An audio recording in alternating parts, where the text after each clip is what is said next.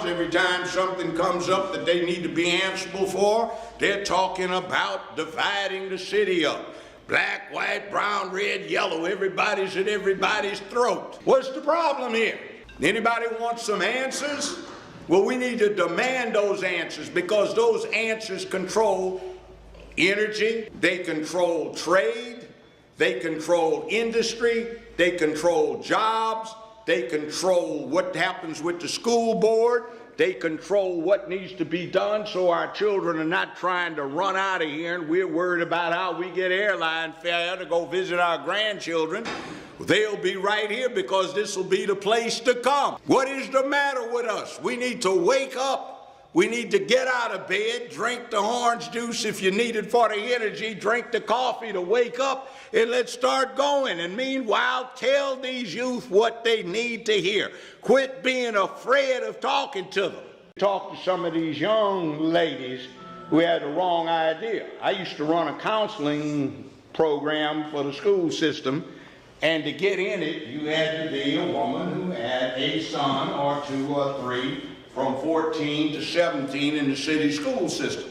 So we had multiple classes going on, and I would always open them up and we'd get in this conversation, and soon enough it would get down to, Judge, I don't understand why you think that men need to be involved in raising these boys. I hear you, girlfriend. Man ain't nothing but no dog anyway. They ain't good for nothing, one thing, blah, blah, blah, blah, blah. So I let them go on for a while, and I said, okay, all of you in here because you want your sons to be men, is that right? Well, yes, I want them to be a man. I said, well, how you going to raise them to be a man if you don't know what a man's good for? Gotta get some character in these people's heads. Character. Pick up the job. Pick up the job. What's the matter with you? You don't like manhood, dude?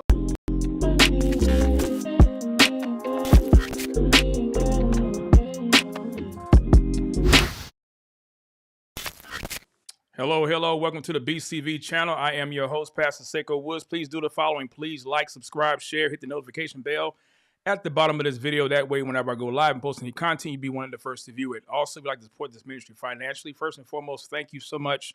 Those of you who have been so gracious and faithful and consistent in supporting this ministry, we do appreciate that. And if you'd like to continue to do so, you can just go to the bottom of this video description here, and you can support the ministry through the links below as well. If you'd like to become a body lifer to those who like to make the ministry of Love Life and Marriage with the Woods and the BCV Book Chapter Verse channel a part of your online giving outside of your local church support. So we do believe in the local church, support the local church, support your local ministry. But if you have any additional resources and gifts you'd like to support ministries like this, we definitely appreciate that. Moderators, thank you so much for being in the chat. Also, BCV, Book Chapter Verse merchandise, you can go to the bottom of the link below and you can support the ministry as well. I have my guest, special guest, Judge Joe Brown. He is waiting in the green room. I'm thanking him already in advance for taking the time out of his busy schedule to join me. Moderators, please hold it down. Facebook family, thank you for joining. Share this video as well. I want to get into the discussion with Judge Joe Brown. I definitely appreciate his time, him coming out of his busy, making a time out of his busy schedule, to be a part of this broadcast. So let me go ahead and jump into our foundational text. I want to make sure that we have this basis here because we're dealing with the judge himself, Judge Joe Brown. And one of the appropriate texts, I believe, is in 1 Kings chapter 2, verse 2, where David says to his son Solomon, I'm going all the way of all the earth. Be strong, therefore, and show yourself a man. Show yourself a man. And then also other correlating verses you see here as well. Deuteronomy 31, verse 7, where it says, Then Moses called to Joshua and said to him in all the sight of all Israel, Be strong and courageous, for you shall go with this people into the land which the Lord has shown to their fathers to give them, and you shall give it to them as an inheritance. Of course, verse 23 as well. Then he commissioned Joshua, the son of Nun, and said, Be strong and courageous. Joshua 1:6. Be strong and courageous. Verse 7, again, only be strong and very courageous. 1 Corinthians chapter 16, verse 13, the text says, Be on the alert, stand firm in the faith, act like men. Act like men, be strong. And so, of course, this title of this live, I titled it Man Up. That is one of the statements that Judge Joe Brown always has been exhorting and challenging men wherever he goes and engages the culture and engages our community to man up, And so I'm definitely excited to have him here on the broadcast today, because a lot of times we already know when it comes to society, people don't care for real men.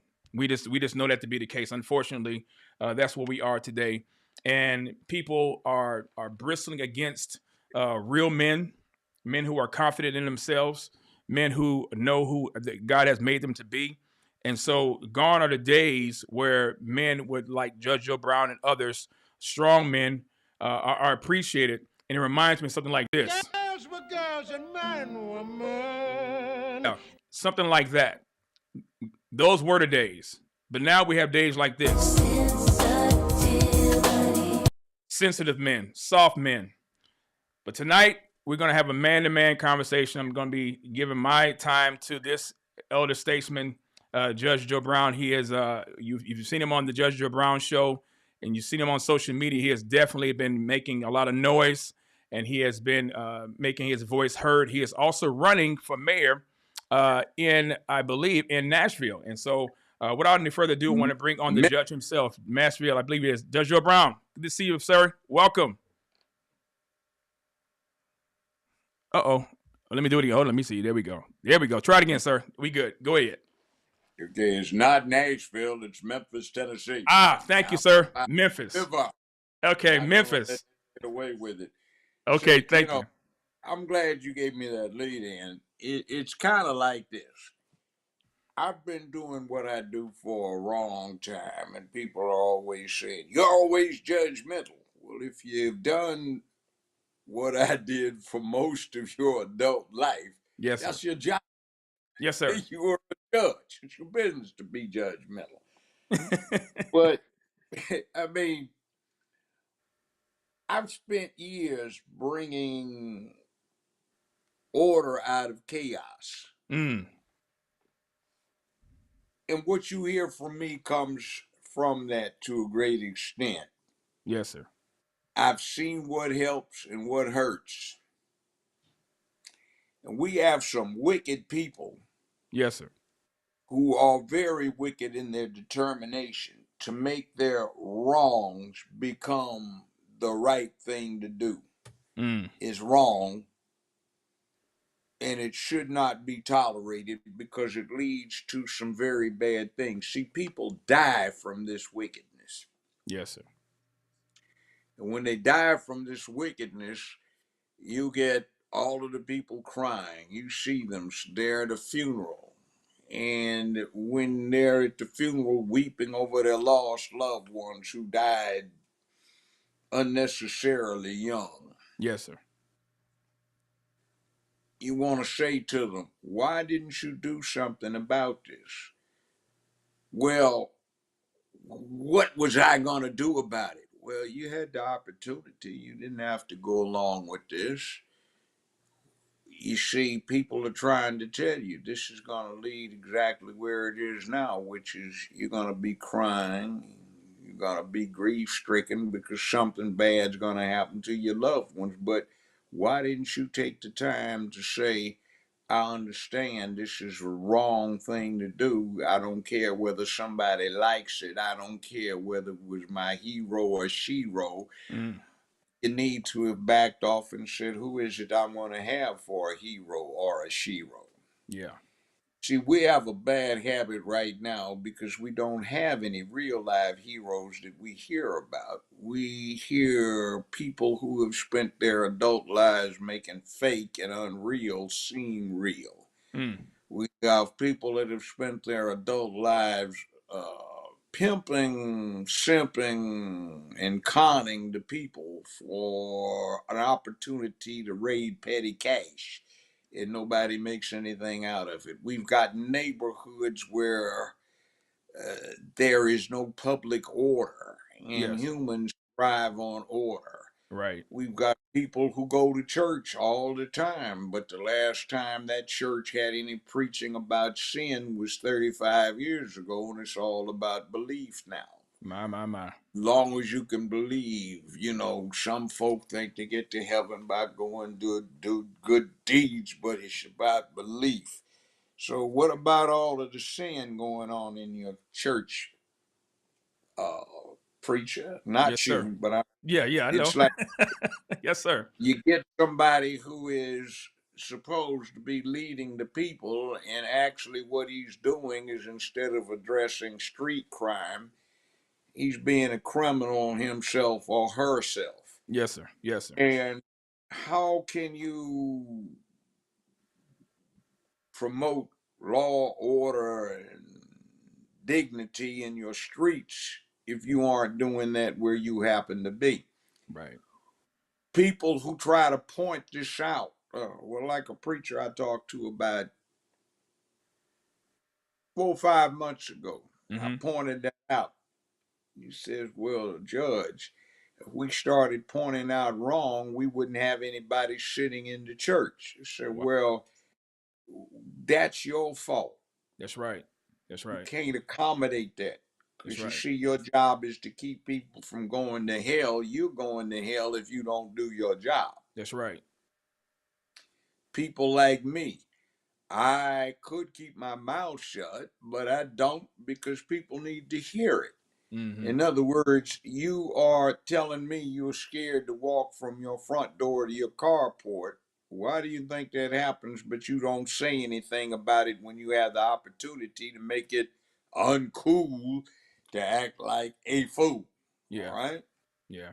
Or somebody points out somebody that's doing something wrong, and you want to get upset about it because you like the lifestyle of the glitz and glam that that person represented, but you don't think about what else is going on. You see, these things are bad because when you get people more in love with opportunities to be licentious and wrong than they are about doing right, then it doesn't go where it needs to go. Anyway, I could go on at great length. Judge, first, I just want to tell you, sir, I appreciate you even coming on, and you already out the gate. I already knew you was going to come with the heat out the gate, and I love it. I want to do this real quick. I want people, pretty much everybody know who you are, but most people don't know that you're running for mayor. So I wanted to give the people an opportunity to get to know a little bit about your candidacy, your campaign, and what made you decide to run for mayor in Tennessee.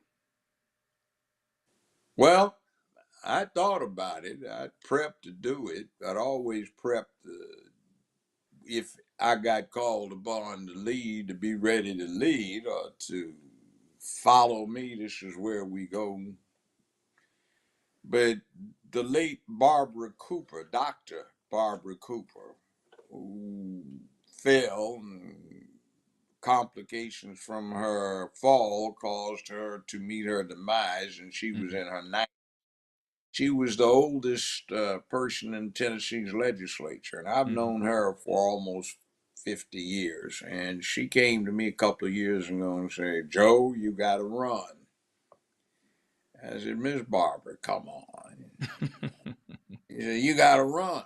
So she set up the exploratory committee, and we did that. And even when she got the injury, she was running Zoom meetings from a bed. But we got it together, and there is this thing about leadership, and the thing about the leadership goes this way. Let's be candid about it. If you're going to be the mayor, you have to be able to lead all of the people. And if you have to lead all of the people, you have to be able to go where all the people are. Mm-hmm. So I kind of issued a challenge to most of my opponents. I said, I tell you what, follow me to the places I'll go to and talk to the people I will talk to face, up close and personal, Mm-hmm. and see if you can get out of there alive, or at least without getting your butt kicked. And how do they In work? other words, yeah, but you see some people say, oh, you just said that. No, that's the reality. If you can't go down and deal with that group, you have no business being where you are, because that's just going to mean you don't have a clue and you don't have the leadership skill to go out and lead the people. You don't have what it takes to inspire folk to do the right thing. Yes, sir. So when you inspire people to do the right thing, you give them a cause, you give them a purpose. And right now, Preacher, people don't have a cause and a purpose. It's like, why am I here? Right. And they don't know. Right. Uh, you hear it all the time, white supremacy this and white supremacy that. Well, white supremacy, such as it is just a form of adversity. And as far as it goes for some people in the world, it may have a connection to some of us. They used to call adversity Simba, and when you were 13 years old, you had to go kill one with a wooden spear to Mm. prove your worthiness to become a man for the tribe. So Wow. this kind of adversity doesn't have long teeth and claws, doesn't want to eat you for breakfast, lunch, dinner, or a midnight snack. So, Right. what is the problem? You see, people look in the mirror now and they go, "Oh, wow, it's so rough. What's the point?" And they get protected from having to compete with the world, so they don't know what adversity and competition is, and they take it out sitting down, being couch potatoes, playing vid games, and competing with a computer. Or they get very contentious and hostile, competing with each other instead of being able to work with each other. And since they have not learned how to deal with other people, because everybody gets, what is it? A participation ribbon. Mm. Nobody has to go out and deal with the bully anymore. And so we have to protect the children from the bullies and the teachers and the police and the parents. Well, that happens as the boy grows up. He's never summoned up the physical courage and moral character to go bust a bully right in his mouth, and the bully has never had anybody do that to That's right. him. That's right. That's right. And you get these weaklings who grow up, and then it's supposed to be all right to be a weakling, but it's not, because Yeah. the world's dangerous. And you hear, I've got a right to be safe, but you don't. You could get hit by a hailstone, bolt of lightning, swept up in a tornado, typhoon, hurricane. A meteorite can get Yeah. you. You can freeze to death. You can suffer from heat, whatever. It's Yeah. dangerous Yeah. being alive on the planet Earth. That's right. So, That's right. what gives you the expectation that for doing absolutely nothing you are entitled to something? But you see, whereas when you have no purpose and no cause, you say, you give up Yeah. and you have despair instead of saying, I got a mission. Mm. I might not be able to get to the end of the tunnel. I can't see the daylight because the tunnel is filled with smoke and flames, but it's my job to go slay the fire breathing Gila monsters that are setting fire to the tunnel so the people I'm responsible for will get to the end. That's right. See, we don't train anybody that way anymore. And we get into some problems when we start pushing this other thing, which is, I mean, now don't get me wrong. If somebody wants to be gay, that's their damn business. They can get their freak on in the bedroom. But Mm. you see, the bottom line about manhood is this: the next time there's a Titanic situation, you're supposed to say, ma'am, you and your child have my seat on the lifeboat. I'll drown with the ship. Now we Right. got little witches coming up, put the dresses on. I get up, I want a seat. You know, hard getting up and giving your seat, and you know you're gonna die in a few minutes. That's right. Uh, but that takes a lifetime of conditioning, but we don't have that. Yeah. So,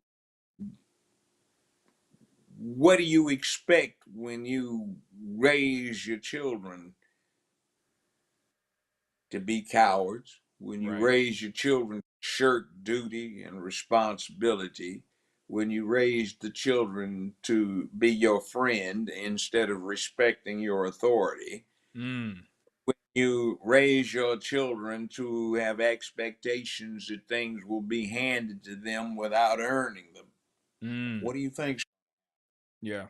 And we're When seeing that you now. have no, yeah, when you have no order, Mm. you have the drive-bys. not out of honor and respect, but because somebody hates themselves so badly, but again, they don't have the nerve to put the pistol to their own heads and pop the cap on themselves. They'll do suicide by cop or suicide by neighbor, suicide by drug, too. Yes. And Wow. You're it's saying a bad. lot, Dale. I mean, you're saying a lot because I'm everything you pretty much saying is what I wanted to talk about. So you kind of like already in my notes. I'll back down. Go ahead. Oh no. Yeah. No. You on it, sir. No, sir. You on it. I'm loving it. I'm just checking off pretty much every point that you're making. And I'm like, okay, well, he just discussed this. Okay, he just discussed that. So you on it. But let me ask you this though, because you talked about manhood, you talked about order, and I know you'll probably already say you can probably write a book on it. Our society as a culture, particularly the black family, um, there is a mitigation of masculinity in our communities, and particularly in the home. Why do you think that is? Why do you think when it comes to being a man or being just masculine that's being looked down upon today, Judge? Well, when I first started practicing law about half century ago, Mm-hmm. one of the names it was with Memphis and Shelby County Legal Services, poverty law. And one of the number one cases we had was getting a check turned back on after some social worker had it cut off because they saw some father in the home Mm. trying to Okay. play dad. Yeah. We had juvenile court here in Memphis Shelby County, which was a poisonous contraption run by a very evil person who was a sixth grade dropout, but he was the judge. Mm-hmm. And he decided to make money from it and he privatized it. So the worse the situation got, the more money they'd make downstream in time. And they promoted that. So destroy the family for future business, Mm. get rid of the fathers, that helps out. And then there was this other thing before they got DNA testing. A whole lot of guys just bailed on the whole concept because they got snatched in and wrongfully accused and wound up getting required to pay child support for children that weren't theirs. Yes. Yeah. I had clients back in the 70s who would say, Lawyer Brown, Earl and I want you to take this paternity case. This fool named Robert, he's got a job with John Deere, let's say, and he makes $14.50 an hour, which not even Mm. minimum now, Yeah. but it was big then. He Right. said, we give you 5%. I said, no, I'm not going to do that because you know that man's not the daddy. Well, you know, all we got to do is go down there and Judge Turner will find them that they got to pay anyway. So you had this thing where there was a breakup in the sense of family, Mm-hmm.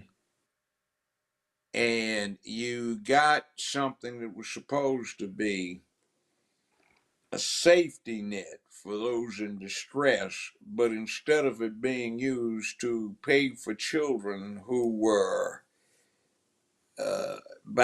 suffering for a lack, Mm-hmm. you had children to get the money for another purpose. Right. And you have a whole half century plus of this. And by the time we get to where we are right now, it's a poisonous thing. Men are not popular, but it's this. I tell people all the time you ought to be very interested.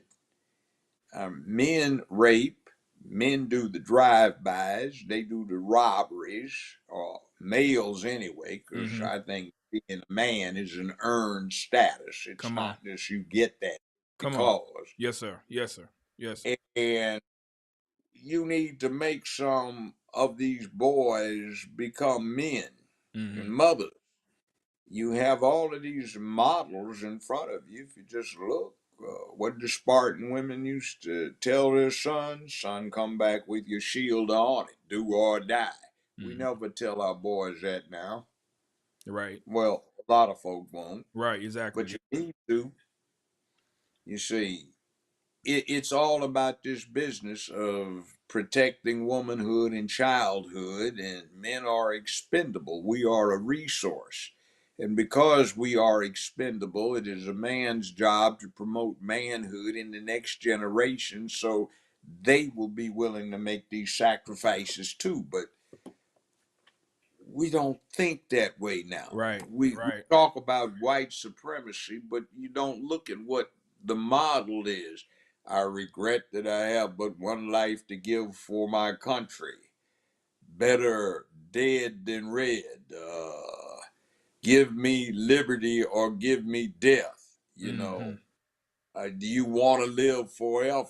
This kind of thing. Right. So we don't quite get it because you have to be taught that from cradle Right. all the way up. Takes a Yeah. lot of work, but we don't. Yeah. And it's spread to the general society too. It's not just a black thing, Right. it's almost a universal thing here. Yeah. I put something on Twitter the other day. It was an article where the People's Republic of China was saying the boys are too soft, so they instituted an official man up campaign to harden them. Wow. What are we doing? I was gonna say that, but that brought way to America, we wouldn't know how to. Man, my goodness, if they did that Okay, here in the this other, country, yeah, the other kind of thing that we hear a lot of propaganda about the Russians oppressing Ukraine and all of this other stuff, but mm-hmm. the Russians in their propaganda campaign is saying what they're trying to do is stop the rise of Nazism again, fascism, and also stop the sissification of the boys. That's right. So who's going to prevail in 15, 20, 25 years? You're going to need to learn Mandarin Chinese if you want to navigate in the power circles of the world. Mm. Russian, acrylic, writing acrylic. See where you go with this. Right. Now, life is short. They got a joke. Life is like a roll of toilet paper. The closer you get to the end, the faster it runs out. Yeah. And the thing about it is when you get older, you say, was it really just that little time from when I was 18, 19, 20, 25, 30 until where I am right now? Man, Mm. that time just flew by. Yeah. Yeah. So when you get like that, what are people going to say about you? Right. What are people going to say? Did you do it? Or did you just let your life go because you never taught yourself to go out and face it, seize it, grab it, and do what you're supposed to do with it? Right. Now, there's one thing too. I know people that own condominiums. Mm-hmm. I'm sure there's some ancestors that lived in caves, and by the way, there's a lot of cave complexes.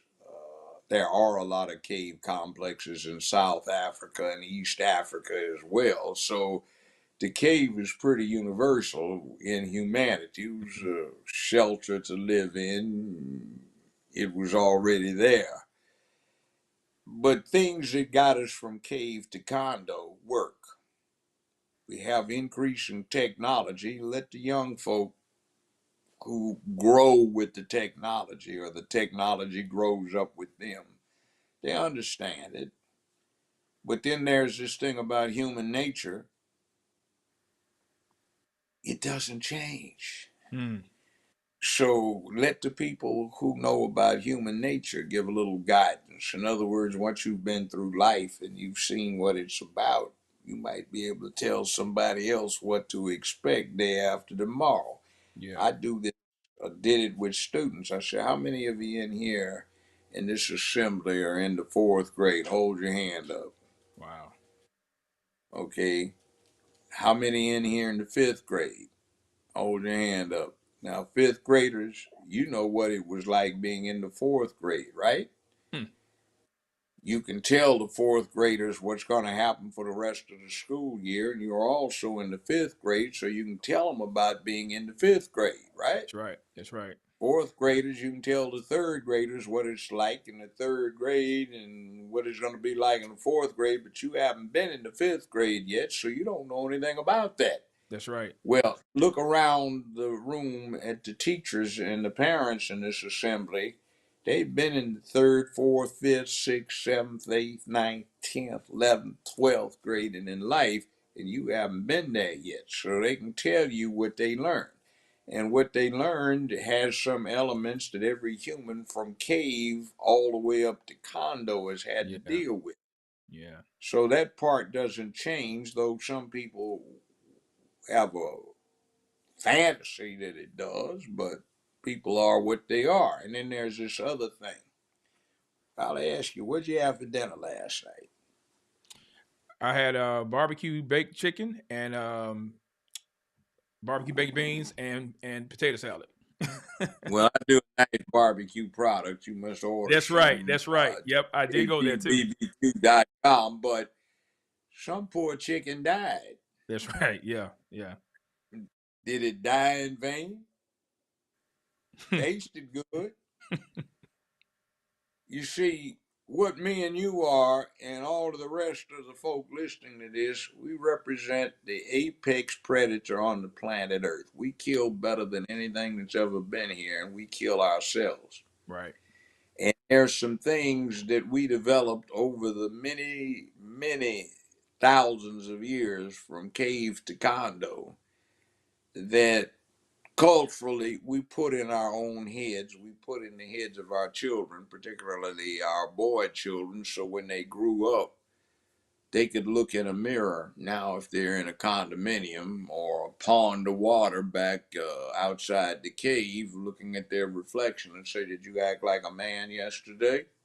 You're going to act like one today and prepare to be a better one tomorrow, and are you going to do what you're supposed to do? So this masculine thing becomes a check on behavior. Mm-hmm. And if you try to wipe out that check on the behavior, what you're left with is this ravening, ferocious beast that kills anything and everything on the planet, including itself, if it does not behave appropriately. Mm-hmm. So I don't care whether somebody likes the idea or not. Nobody's come up with a substitute that works. That's why we've got all this hell in the hood in the hallway. It's a bunch of boys that never got manhood put in their souls, and they kill each other. They get enraged because things just don't seem to go the way they want them to, but they don't have inside of them a purpose or a cause. Mm. So they get frustrated and they go kill somebody else. It's a good way of scapegoating somebody. And if they die in the process, then they got revenge on life because it's not their fault the way they think about it. But it is. Mm-hmm. And when you start trying to push that, it's bad. See, if you start trying to say, this is the way we do it, this is how you do it, well, what is it that you're talking about? Are you saying go deal with your responsibilities so that where you are, because of what you helped do, becomes a better, safer, more secure place filled with economic prosperity, sense of purpose, morality, ethics, where the economy is improved, it becomes a place of public peace, dignity, and order, and you and the people around you become people of peace, but you can become brave and courageous when necessary. Are you trying to push that, or are you doing something else? Mm-hmm. And then we get this thing now where we get old. We are entitled. We don't understand that there are consequences to things. We don't want rules, but I like that John Wick series. They say all through the franchise, rules are what separate us from the animals. You Mm-hmm. see, so when you don't do that, you put yourself in an animal condition, And when the animal that puts himself in that condition is the best killer the planet ever produced, well, what you see is the tiger once was the king of the jungle. Now you are threatening him, so send $19 a month to the World Wildlife Fund. The whales used to Yeah. magnificent. The elephant, $19 a month to the World Wildlife Fund. Poor Oscar, chained in a cold kennel in the backyard. He has not known love. Send $19 a month to the ASPCA. Yeah. Well, I don't buy into this. Poor Earl or Jamal, they have been so oppressed. Send $19 a month to the Save a Negro Fund. I don't go for Mm. that. Yeah. Yeah. Yeah. Yeah. Well, see And now you you already coming with some heavy hitting stuff too, Joe. Though, Judge, which is kind of like what I was going to ask you this question. You seem to be the person that I mean, you've been on this planet longer than I have, so you have a right to say the things you've been saying. But you have basically, I guess you can say, when you have been on people's platform, you have upset a lot of people with the truth. And why is the truth so offensive nowadays?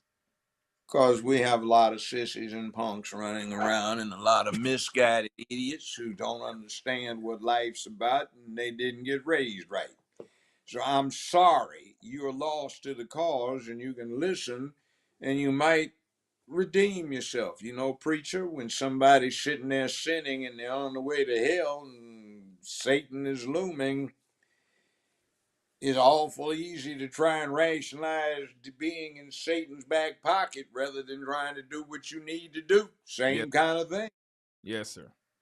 Yes, sir. And again, let's see, I tried 42 first degree murder cases, death penalty demanded as a defense lawyer, and a whole bunch more where they didn't demand the death penalty. All kind of rapes, robberies, burglaries, assaults, you name it. Mm-hmm. Uh, I dealt with stuff where what was going on, it was just absolutely filthy. Mm-hmm. Got elected 2 8 year terms as a criminal court judge, and I mean it's lunchtime and I'm at the bench reviewing the physical evidence, and all of these dried maggots are in the gore on the clothes, and it gets downright gruesome. Mm. So I look at the same things over 50 years, over and over and over and over again, and you get the same things that cause the same kind of problems.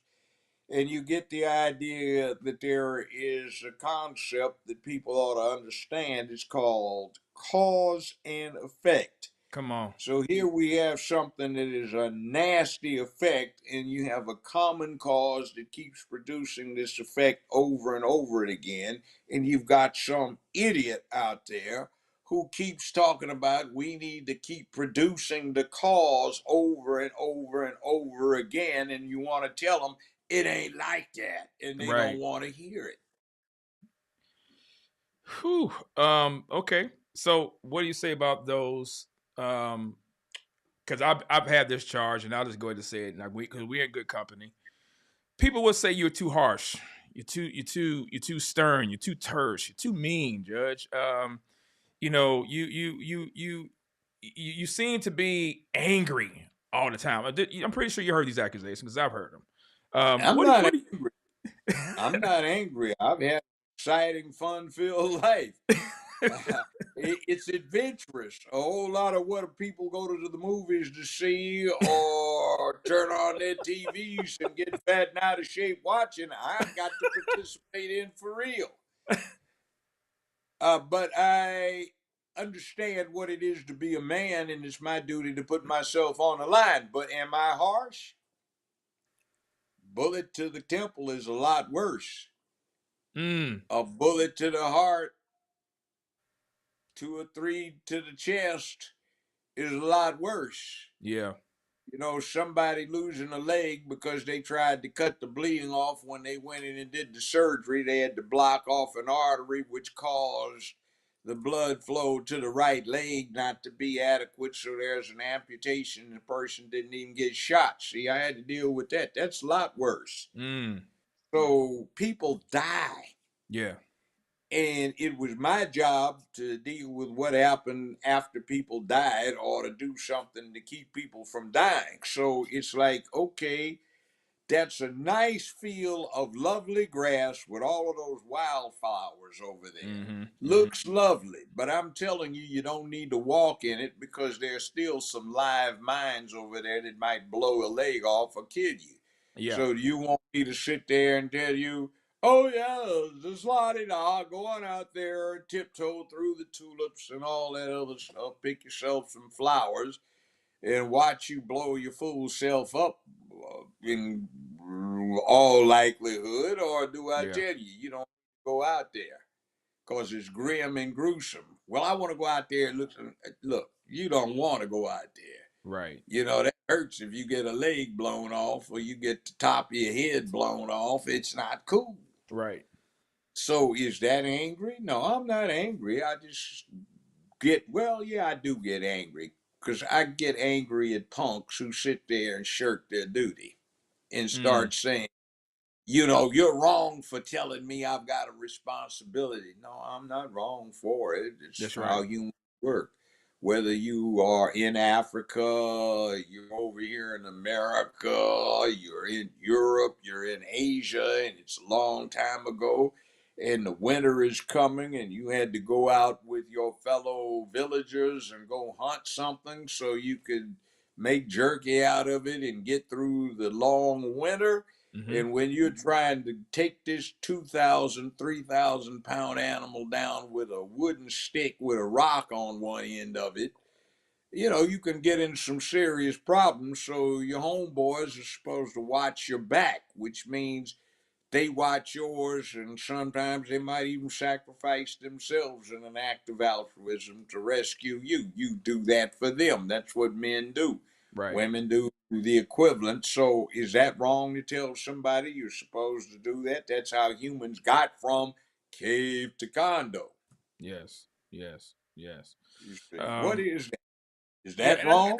no, that's not wrong at all. It's not wrong for those of us who know the truth and those of us who understand common sense and those of us who have been raised, like you said, with a with values and morals. Which brings me to the next question for you.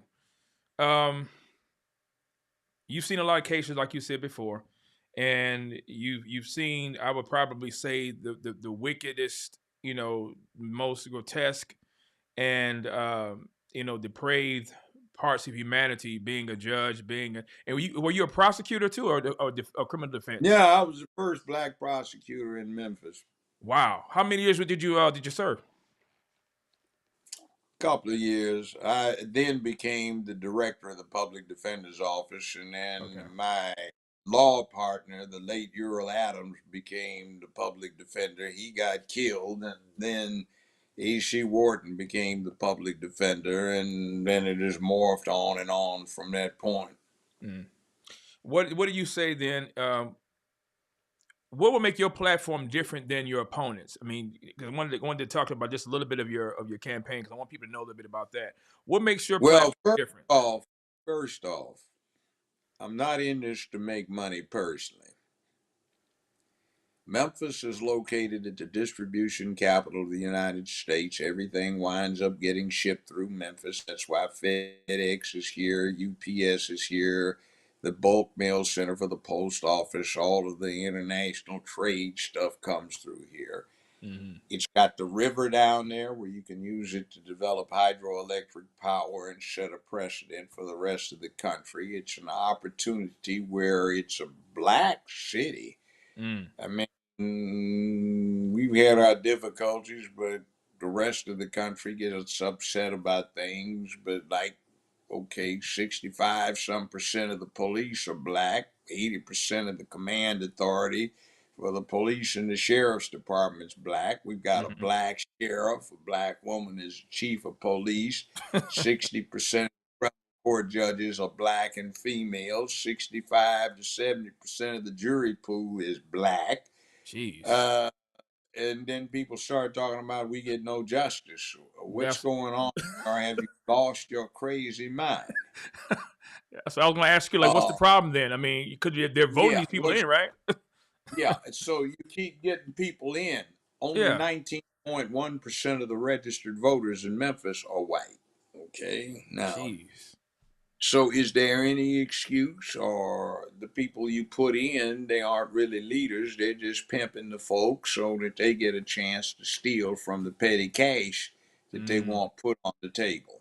right. Now, Right. that's where you get it. The other thing is, what ideas do you have? Do you have an idea? Have you ever thought it through about how you change the police department? Not by defunding it, because that doesn't work, Right. but by changing it from something that might have an oversight, which is a civilian oversight, into a thing that looks like, say, the U.S. Department of Defense, where there's a civilian Secretary of Defense in charge. You got a civilian head over the police department, Mm, and you have subsecretaries of Army, Navy. Well, you can have civilian heads of homicide, uniform patrol, sex crimes, traffic, whatever. You can have a setup where the people actually get involved in the process themselves, so they don't feel impotent and helpless, but actually have something they can do to get into it. You can use the position that you have, if you thought about it, to encourage the unions to take on some of the youth who might be steered away from being thugs hmm. into being productive citizens. If you use them as apprentices, they pay dues as a union member, and you bring them on board, and instead of worrying about Mickey D's and minimum wage, Hmm. they start becoming somebody who has a skill. You Right. start breaking this vicious cycle that we have with the criminal justice system, which, by the way, is not so much there to stop crime. It is there to control surplus labor. Mm, Labor is a commodity like wheat, corn, or cotton. And when you have a glut in a commodity market, the price drops. Well, if you drop the price on the commodity of labor too much, you get these characters like Timothy McVeigh, who buy $200 worth of ammonium nitrate fertilizer and go blow up a right. courthouse in Oklahoma City. So Right. you don't want that. So what do when you have a labor glut? You do three things. One, you cut back production. Two, subsidize the producer. Three, store the surplus. Mm. The surplus is put in a jail cell instead of a grain silo, or I guess it's a people warehouse. The subsidy is the assistance check that people become totally dependent upon. So you got Wow. 4, 5, 6 generations that have never had a job.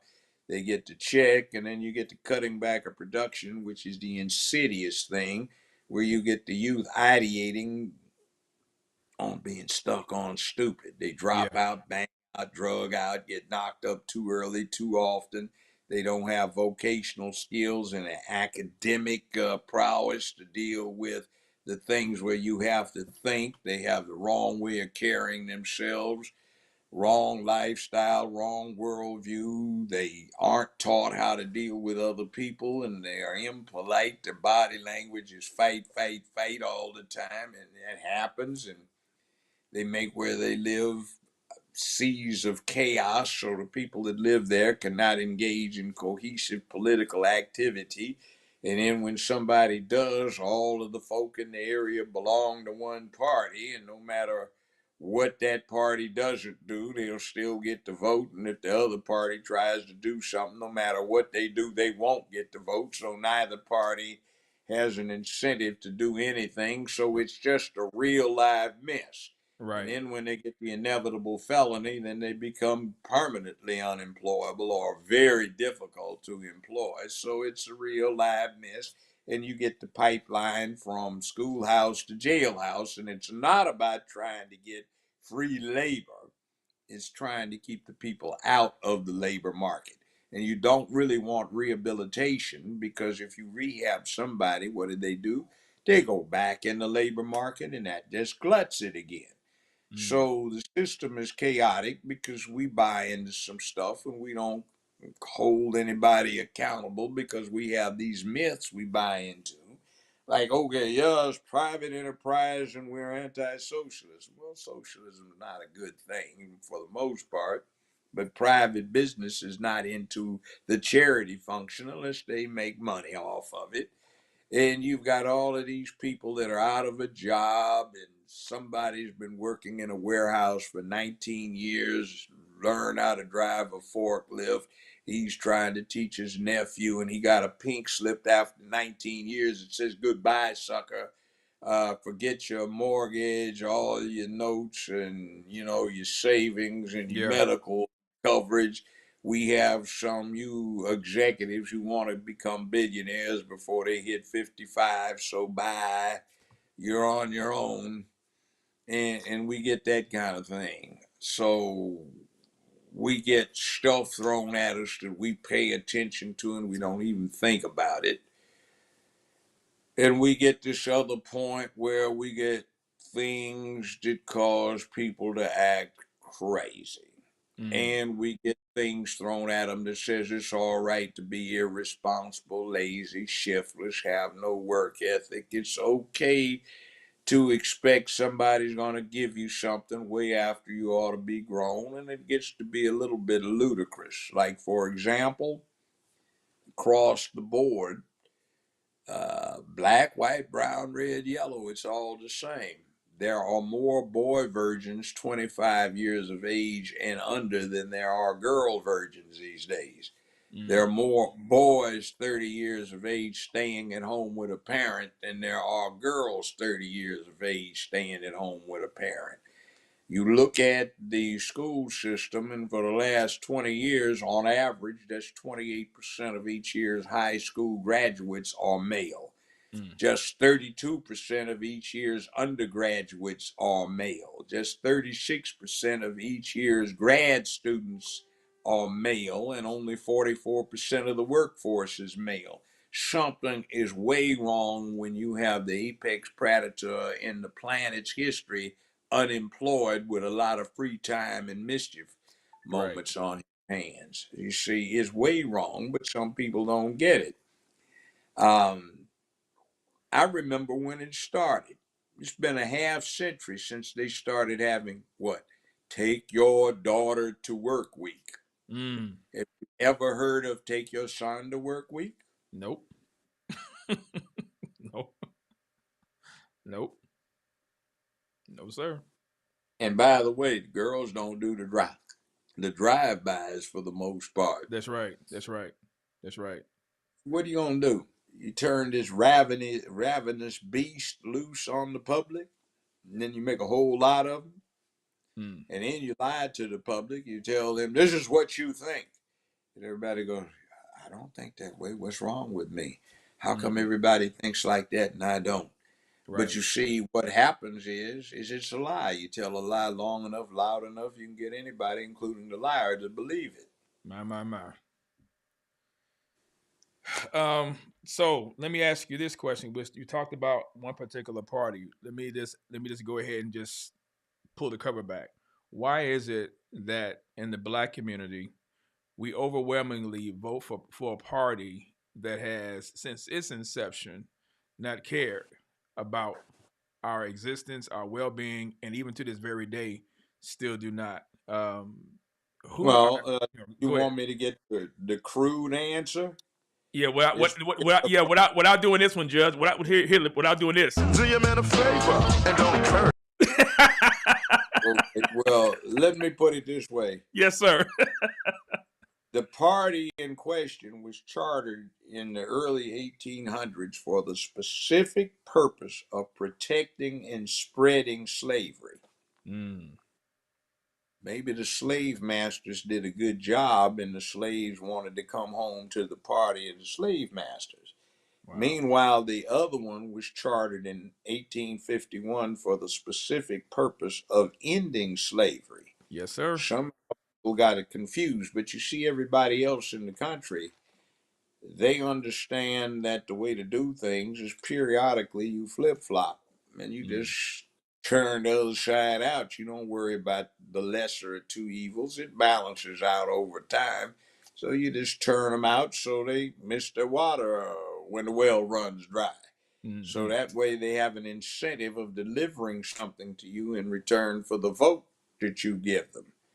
Now, that said, nobody in this country is loyal to a party unless they're actually working inside that party. Right. So why do we have to be the only ones stuck on stupid? You flip flop, you Yeah. go back and forth, and you don't belong to anybody because if they can count on you backing them no matter what they do or don't do, Yes. all you're used is, hi, sucker, come on in. We got a con game running for you. And then there are a lot of people that are in the business of selling mind crack, not Mm-hmm. drug crack, but mind crack, where it's for your head. And we just love the devil out of it and don't even think of it. Yeah. You remember the movie Black Panther? Yes, sir. Of course. Okay, the background is in 2011, Walt Disney and ABC got a judgment taken against him by the crew from So You Want to Be a Millionaire. Mm. Disney and ABC were ranking him out. So the Ninth Circuit Court of Appeals said, we're going to fix this. The plaintiffs only asked for $7-8 million. So they put punitive on it and they awarded the plaintiffs $580 million, which is now about $1.25 billion that Disney and ABC don't have the cash flow to pay the interest on now. Wow. So they said the Negroes want to see themselves. Let's put on.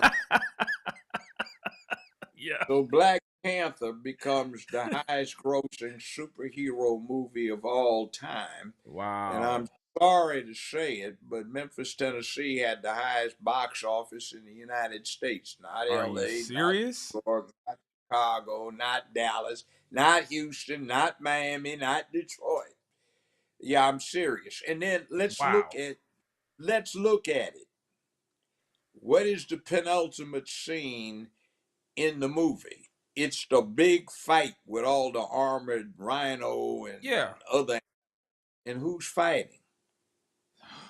The women.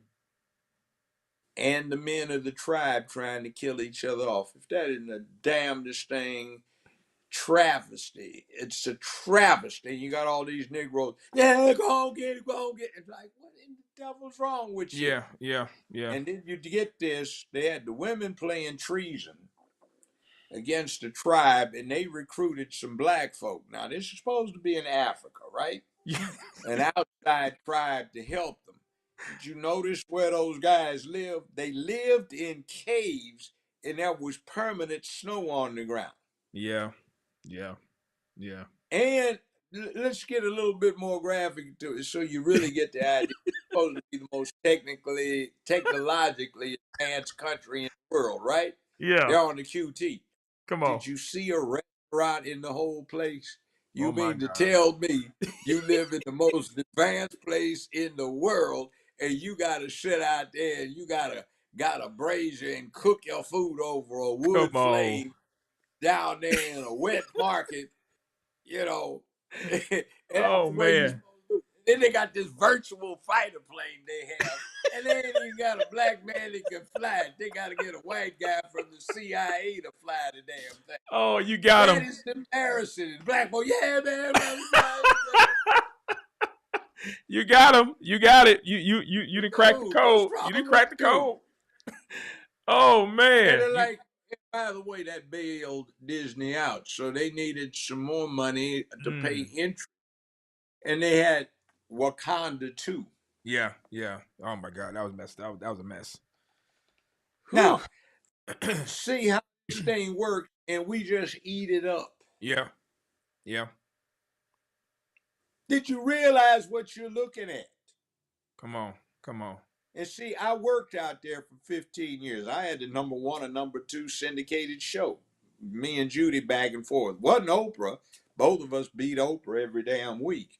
Mm-hmm. It wasn't Phil. We beat him every week, and we know because all four of us were in the same special CBS syndication unit. But you see, they used to laugh about this. I heard them. Well, the African Americans, they'll eat this up. We can go do this. All we got to do is, well, what are the common elements? Tommy, come on in here. You did this. What was the study? Oh, yeah. All right. All right. Oh, yeah. Classic formula. I Wow. won $100,000 bet with 10 executives. Everybody put up 10 grand on the bet.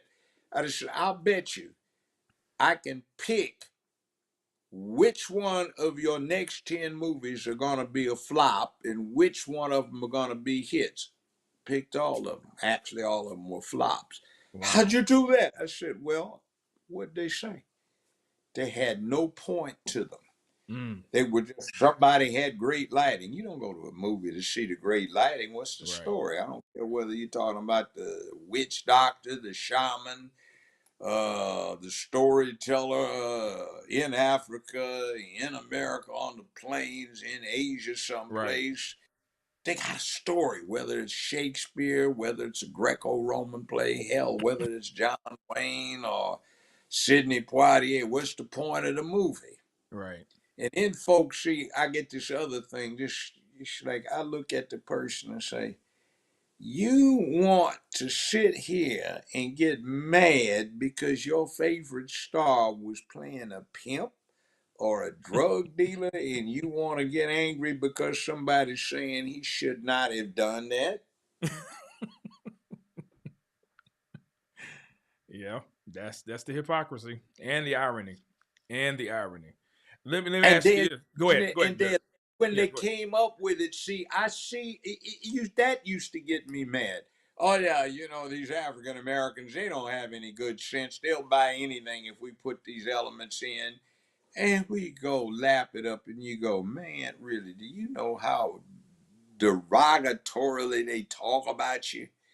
And you Right. go and you just eat it up? What is wrong with you? Yeah. Yeah.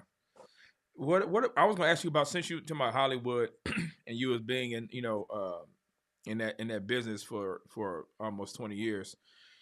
Um what role did Hollywood, or Black Hollywood, because that's another, I guess you could say, subset of Hollywood, if you want to use that term. What responsibility would you place on Black Hollywood and the Black church for the emasculation of the Black man in the Black A community? whole lot. Okay, let's talk about it. See, back in the late 60s, you had this coalition. Those that hated men, those that hated that they weren't men, those that hated that they weren't strong men, those that hated that they weren't normal men, and those that hated what they thought was men causing war. They Mm, all got together. Hollywood was going downhill. Every Tuesday, every Thursday, and every Sunday, every movie theater in America had 2 new movies and 4 new cartoons. So that's 4 movies a week. All right.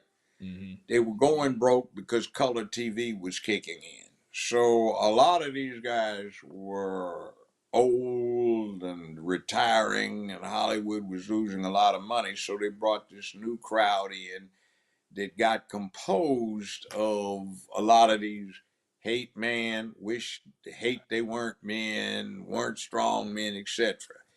Now, they wanted cash flow. So what they decided to do was to come up with what soon became known as the black exploitation There movie. you go. Yes, sir. So rather than getting Sidney Poitier to play a conscientious part, hmm they'd get Fred the Hammer Williams to play Black Caesar, hmm where he's the hero. And what does the hero do? He's a hitman and he's a major drug lord. Right. So he prospers from killing folk and selling drugs. Right. They went after the lowest common denominator. You get beautiful Pam Grier, Right. but Pam Grier plays Foxy Brown and she gets knocked down 7 to 8 times, and you get freebie shots of her bosoms. Right. And you find that it starts off where she's angry because drug lords killed her brother. She wants revenge. Then the type of part morphs into she wants to get revenge for her brother dying, but she wants to become the new drug queen or somebody playing that. So the women didn't have to take those sleaze parts, but they did because they wanted something, and it started dealing with folks' ideation. Now, about 2 years after they had Black Caesar, 2.5, they had Superfly with Rod O'Neal. He did not have to play that role where he's Right. glorifying a drug lord. Right. You see, Right. Yeah. I mean, I remember it came out in 1971, and in '72 I was doing an intern thing at a DC think tank, and my roommate that I'd gone to high school with was in DC working, and we were driving down 14th Street, and they used to have a movie house there.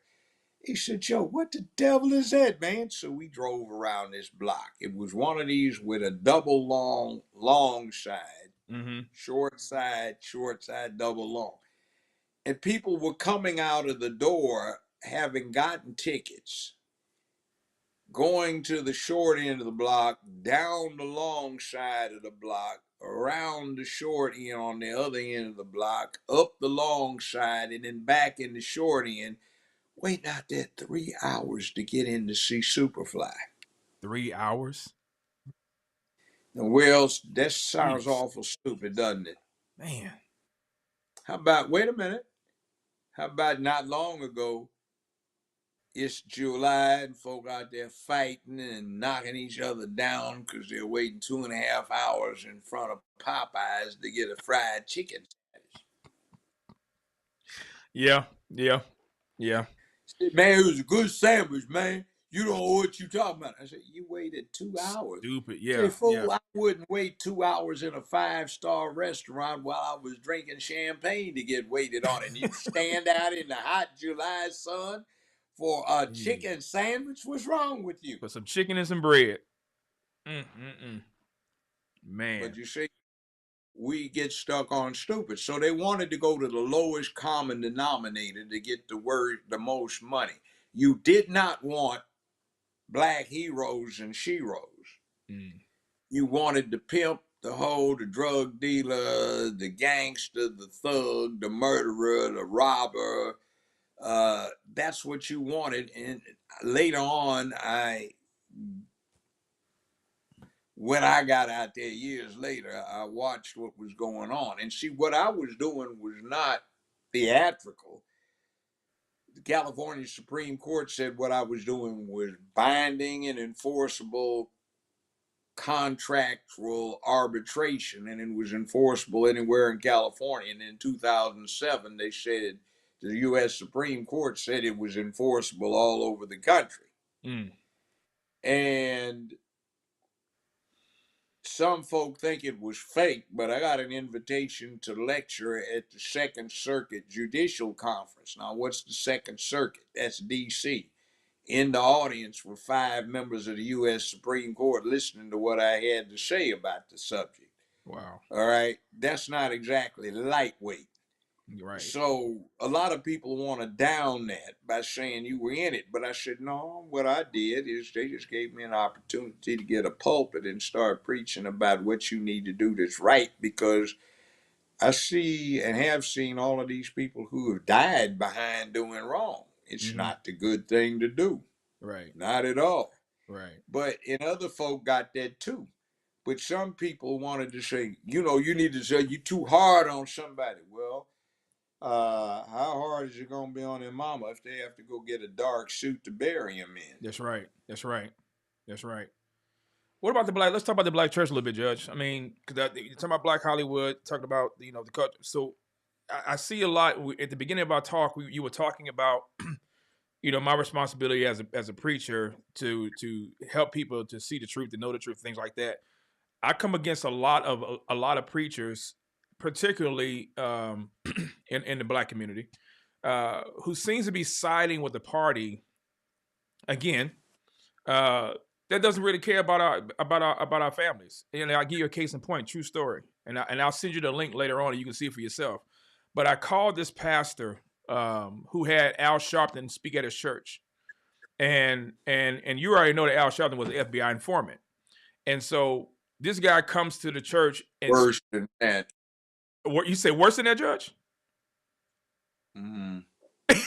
Okay. So he came to the church every year. He comes to the church every year here in Houston. Yeah, I want you to tell me the story too. I want to hold that thought. Please tell me that story because this guy comes to the church every year though.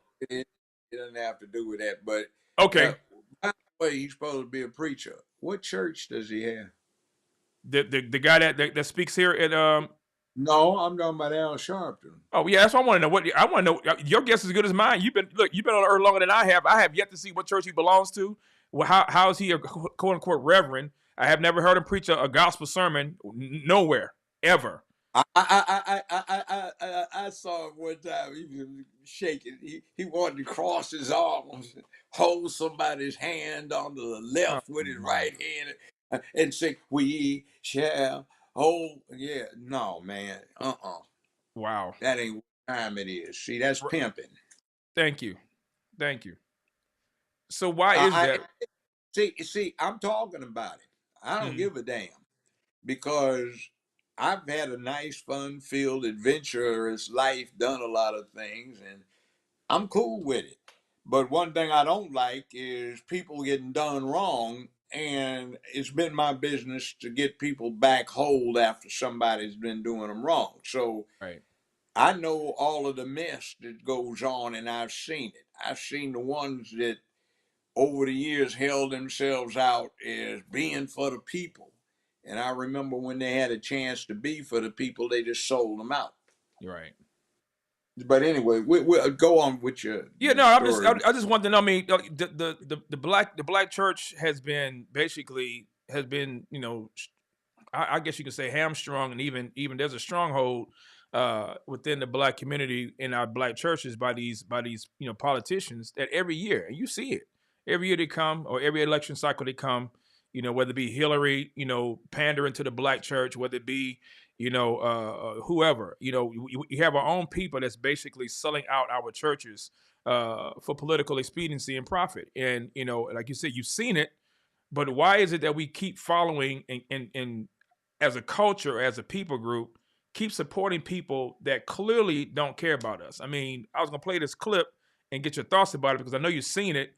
Where Joe Biden says that you ain't black if you don't know whether or not you're gonna vote for him or Trump on the Breakfast Club. Jackass, that racist jackass. Don't start me on this speech I heard his low down racist urban trailer park trash self make in front of the Capitol building of Delaware in Dover in 1972 when Faubus, Stennis, Bird, and I think was Wallace in the wheelchair then. Yeah, Robert Byrd, right? Robert Byrd. KK Byrd. They were introducing him as the new Dixiecrat, best of the youthful new Dixiecrats, and this fool had a 1950 ducktail hairdo.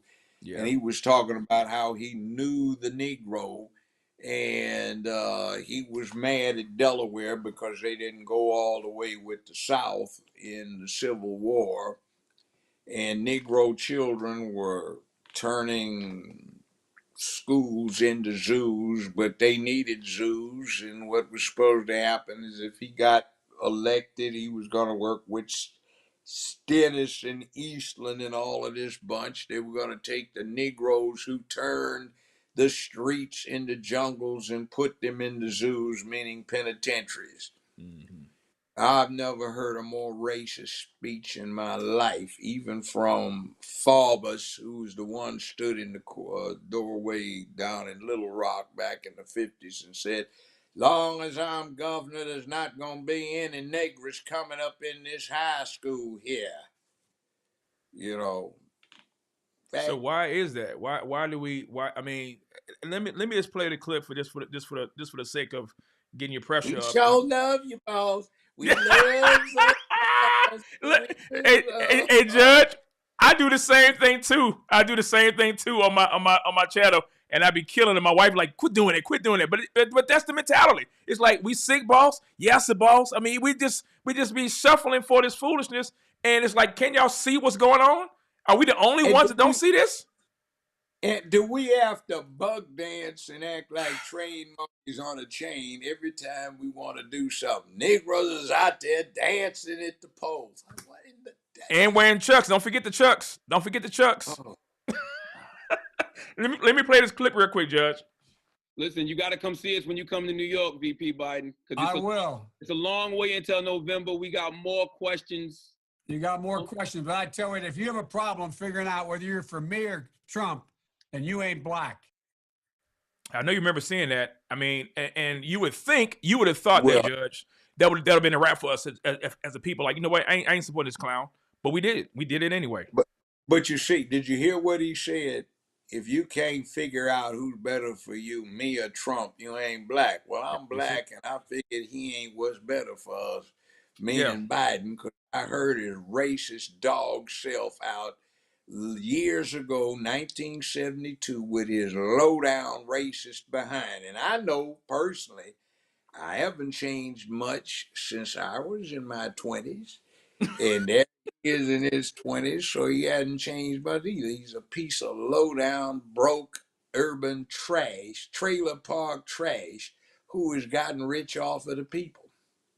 But I guess my question is, Judge, if we know this, or do you believe? We don't know it because we buy the propaganda.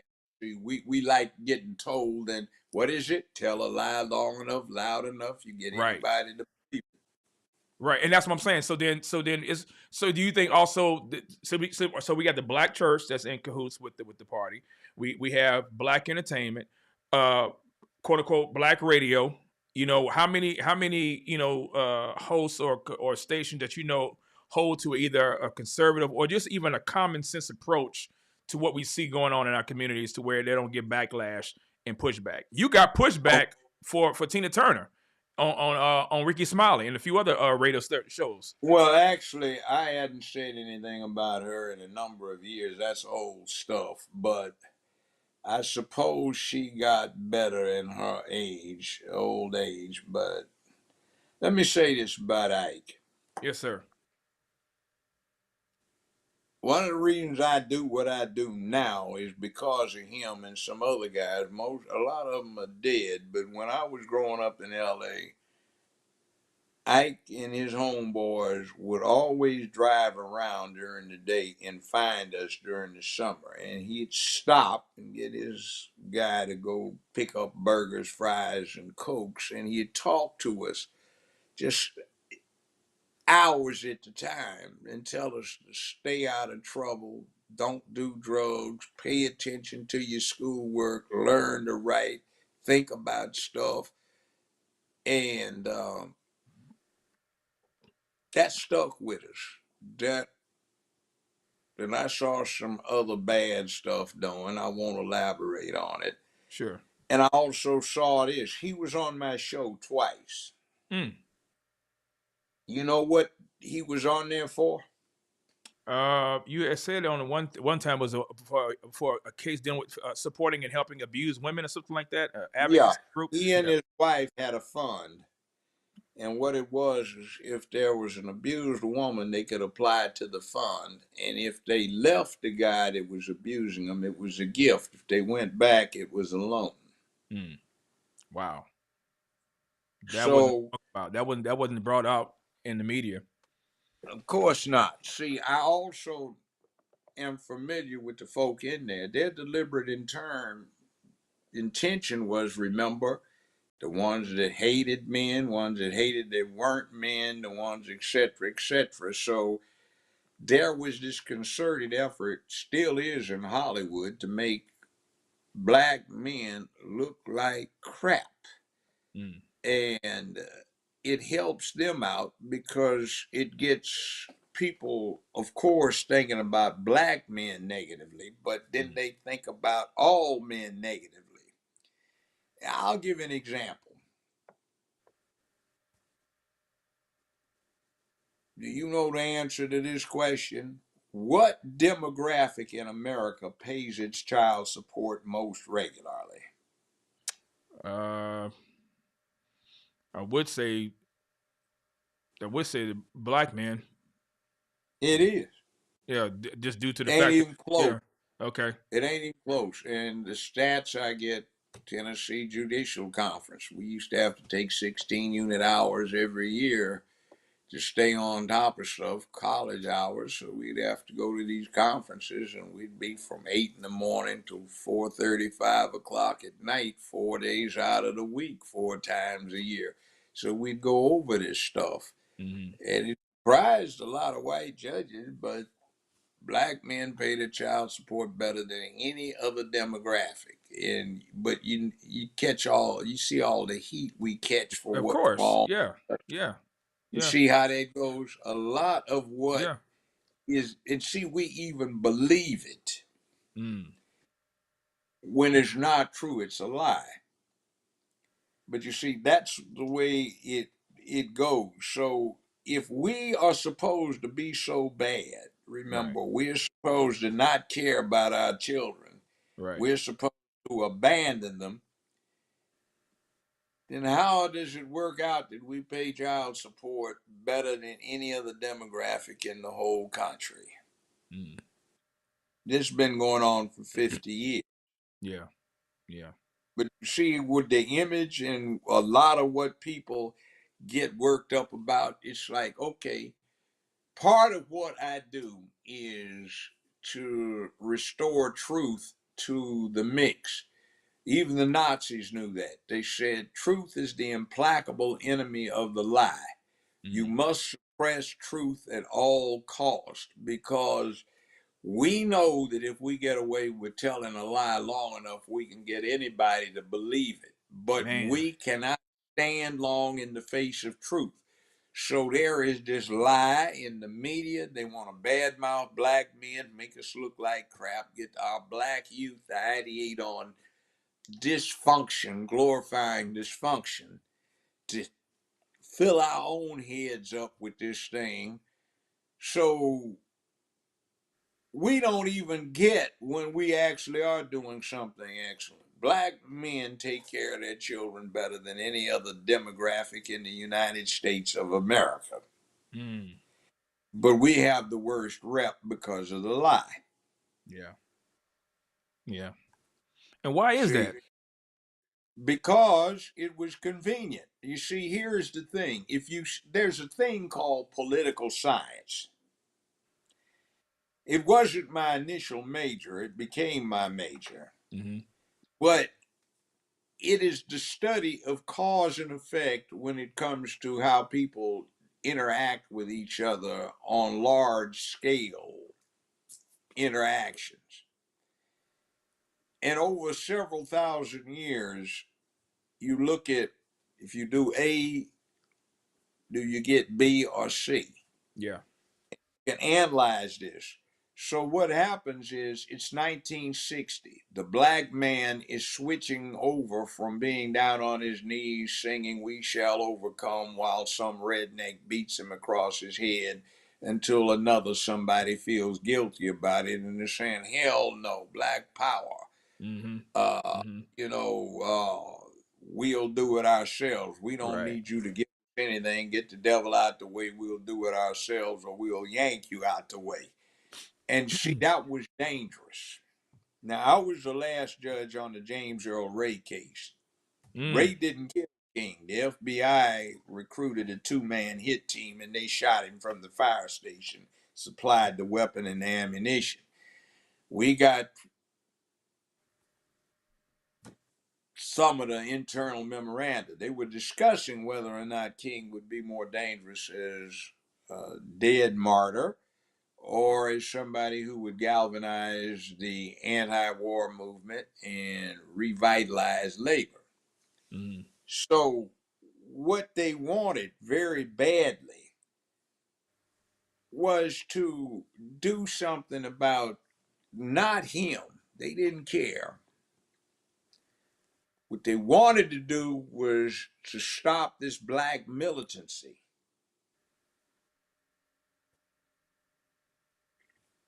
California, Yeah. up until the Panther Party walked into the California legislature with Right. carbines, Yeah. right?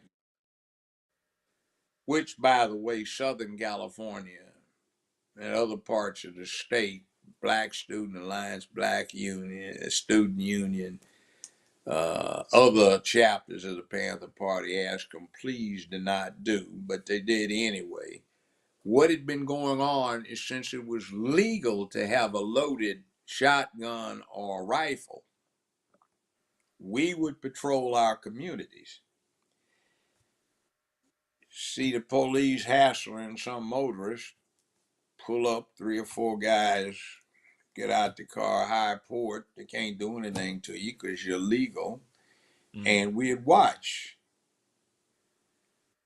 Keep the police citizen interaction healthy. Right. Now, they went in there and did that.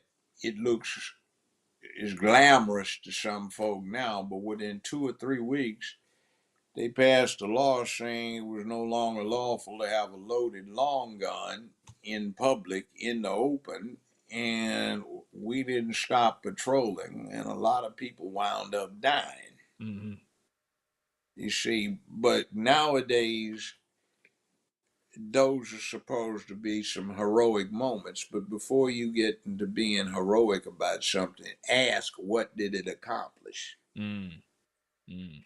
You already had it where you could be armed and patrol your own community and keep it safe, and then it wasn't legal and it started getting dangerous and a lot of folks started dying. Wow. Now, what did you do? But you see, you can't tell anybody that. They want to talk about, you a sellout, but then they weren't there to deal with it. It's kind of like you get a veteran who's been shot at, whether he's a cop, deputy, he's a soldier or a Marine or anything else, and he's trying to tell a rookie who green, unseasoned, Right. what to expect. And if the rookie has any kind of sense, he listens. But some of the rookies are real arrogant and they want to get up and somebody who may have actually been there, seen that, done that, been through that, is trying to tell him something that he experienced, but he won't listen. Right. He'll being scared. I remember I saw that happen for real. One interesting thing. Somebody I knew was getting ready to be sent over to the Nam, and somebody that had been in Korea and the Nam, and hell, World War II for that matter, Wow. who really knew what was going on, but the other clown did not realize it. He was trying to tell him how to survive. Mm. So the guy gone home, but he wanted to badmouth the vet. He didn't make it back from the Nam. Wow. I guess he didn't listen. Right. But the other Right. guy was trying to tell him how to get back. You know, and that's another thing too. There is a different reaction that young males have to other grown males who've actually been there, seen that, done that, got the trophies and the t-shirts. Right. It's like I remember when I was in school, we had a lot of male teachers, white ones and black ones. Mm. And when this guy has got a strange limp and you found out he got shot in World War II or his arm doesn't work right because he got wounded in Korea, and he's giving you his version of attitude, you didn't mess with that guy because you know this man, he was a proven man. He had looked at danger and didn't flinch. Mm. Survived, and a lot of other folk didn't survive. So when he's telling you something, you listen. Right. But you see, you don't have that now because everybody's supposed to be so soft. which brings us to the problem that we see today. So I wanted to ask you, you had an interview. You were a guest on Mark Lamont Hill. Remember that gentleman? Punk. So I'm glad you brought it up, sir. I'm glad you chimed in on it, because I don't know if you seen this clip, but I want to play this clip and I want you to respond to it. Give me your reaction to it, sir, because I believe, this is just me, I believe it's people like Mark Lamont Hill and others that have these positions that are among the mainstream that claim to be representing the black community is one of the reasons why we're in the situation and our culture's demise. Well, that is. Yeah. I think I told him that on that show, that he was a big contributor to the problem. Yeah, he's a huge. I'll play the clip. Let you get your thoughts about it here on the other side. For me, I think the easy part, and this is the part I think you and I agree on, is that we have to accept, and we should accept people as they present themselves in the world, right? Like if someone says if I told you my pronouns were she, her, you would address me as she and her, right? No, I wouldn't. Really? No, I would call you Mark. Okay, but you wouldn't call me he. No, because I mean, I would call you Mark, if that was something that made you comfortable. But if I saw you, and if I said my name was Jane, would you then call me Jane? If that was your legal name, yes. But you'd only call me by my legal name. Yeah, I call you by your legal name. I don't have an issue with that. But I'm not going to pretend. I'm not going to change these established pronouns for male and female because you say, I'm Mark and here I am. So what do you? So I really want to ask you. I'm genuinely curious about this. But first, let me just say, I think that one, this isn't a case of someone thinking there's something that they're not. What people are saying is that there is a misalignment between my sex and my gender. Disorder. No. That's the point. My mind and my body don't match. That's a disorder. That doesn't make it a disorder. It just means that the world may be more diverse than we've previously understood it to be, whether we see it in plants, whether we see it in animals. There's all kinds of complexity. And we look in history. I mean, even we go back to the continent of Africa, we look in Asia. There's all kinds of examples of people who have complicated gender performances and complicated understandings of gender, and how we perform gender can be different. Mm-hmm. But I guess my question for you would be, why, if someone identifies as, particularly someone who you engage with, say it's a colleague at work or whomever, a family member, whomever, if they say, look, I prefer to be called she and her, and I no longer want to be identified by this name, why not just honor that? If you changed your name, I will honor it. But why not? I mean, I'm sure you call people by nicknames, dog. I'm sure you grew up in a black neighborhood, right? Mm-hmm. People, I know you know somebody named Peanut, right? Yeah. Right. You don't say, well, that's not your legal name. Your mama named you Joe. I'm gonna call you Joe. No, I'm saying if a name is one thing, but if you're asking me to change pronouns, I'm not going to do that because these are established pronouns. You're asking me to now change the English language, right? We know why we call female she, her, girl, woman. Okay, these are words that have meanings. These are words that have meaning. So this is a book, right? So could you call this is a book and this is a mug? Could you call this a book and call this a mug? Yes, you could do that if you want to change it, but words have meanings, right? So now if I switch it and you say, well, this mug wants to be called a book, it's a mug. It's just a mug. This is the word we've established for mugs. This is the word we've established for books. So you're asking me to change the actual meaning of words to accommodate you. I'm not going to do that. No, I'm not going to do that. It is because not only is it a request, you can now get in trouble in certain states. I'm saying that's not for misgendering someone. The request of the trans community is not that I'm actually a man, but I want you to pretend I'm a woman. The argument of the trans community, which I agree with, is no, I am a woman. And so I want you to revert me. But you're not a woman. So that's the problem. So this is what I say is now you've asked me to take on your mental disorder. I am a woman. You are a man. Okay. Now, if I want to wake up tomorrow and say I'm a man, you want to say you're a woman, and we want to play the crazy game, we can do that. To then say all of society now is to pretend that it was all a social. No, it was a social contract. You were born a male. I was born a female. Yes, that's a sex. We are black. Okay, it's a color though. Black it's a word that we use to say a sex. Female is a word that we use that has a meaning. Yes, it means you are born with a vagina. You can have children. You have a uterus. When you are a male, you are born with a penis. You can get a woman pregnant. These words have real meanings. We cannot suddenly get into society where there are no truths. So to acknowledge a social construct does not mean that we ignore biology, and it doesn't mean that we don't have. Can men get pregnant? Depends. Of course. No, don't be ridiculous. Come on, man. Come on, man. Come on. Hey, bro, come on now, dog. Come on, man. What does it depend on? I know trans men that can get pregnant. That means it's a woman. Only one sex can get That's pregnant. a circular argument. That's it's not a begging the circular question. argument. Yeah. It's proving my thing. There is a truth, a concrete truth. You have to be born with a uterus to have a baby. Only women can get pregnant. The fact that we've arrived in a society where Right, that's the part I'm disagreeing with. That's the part I'm disagreeing There's with. nothing to disagree with it. These are facts. So you can say that this person who is pregnant identifies as a man. That person was born a woman. I can tell you that every single time because only women can have sex because there are concrete truths about life. Have babies. Can have babies, pardon. And that is a hard truth about life. You cannot make that go away because you want to call a man, somebody who has a beard and dresses like a dude a woman. Only if it's pregnant, I can tell you exactly what it is. It's a woman. Now, Judge, she said he had corrected her and said only women can have babies. Did you hear him say that at the end?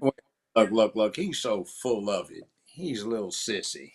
And I told him that too when I think I was talking to him. But it's like this DNA tells no lies about what's between the thighs. So, I love it. next thing, mommy, I want to be a snake. All right, honey.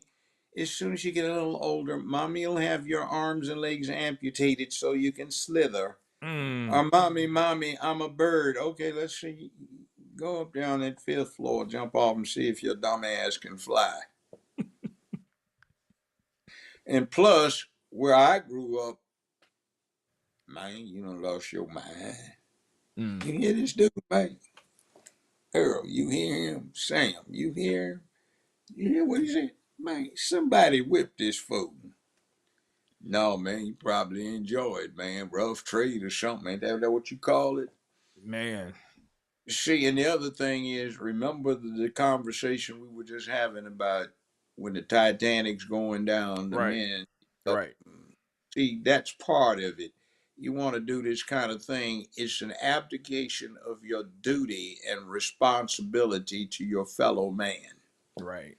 I don't care whether this guy likes to do the 6B thing, which I suspect Lamont Hill does. What's that? Unbelt, drop breeches, drop boxers, bend over, spread butt cheeks, get boy banged. I mean, 6Bs, that's his business. But the point is you have an obligation to your fellow man to do what is expected of you when it counts. And the thing of it is that it is the duty of men to protect and provide for women. Right. And you don't do that because somebody is just deluded into thinking that's what they would like to be. It's kind of like the same thing I saw back in the 60s and how we got where we are now about this. We forgot what it is to be men and stand up for something in black power. You just did what you wanted to do, and you could go on and say it's okay to run, it's okay to be a punk, it's okay to be a coward. And the other thing is see, in my generation, you want me to call you what? What you gonna do if I don't? Come on. Let's see it, man. Bring it on. Yeah. That's what I was going to ask you. I mean, these are, I'm pretty sure if someone had told you this 50 years ago, that you would be living in a time like this, you probably would have said that they were crazy. Would you have not? Let me say this. There have always been type, but it's not been approved. It's kind of like, okay, if somebody has an affliction, a congenital affliction, they have a handicap, they're challenged in today's vernacular, that's a tragedy. But you don't encourage other folk to duplicate that tragedy just because they think it is the thing to do. It's called self-mutilation. The other thing that I have a particular problem with on this bunch is what I have seen it do to the mating game over the last half century. A friend of mine said, man, Joe, I was in the airport lounge in Atlanta, man, and I saw what I thought was the most beautiful woman I'd ever seen in my life. I got up enough nerve to walk over and say something that turned out to be a boy. Wow. Now, I said, yeah, man, but you know what the bigger picture is? you see birds and they have mating rituals. You see lions, they do theirs. Baboons, chimps do theirs. Cats do theirs. Dogs do theirs.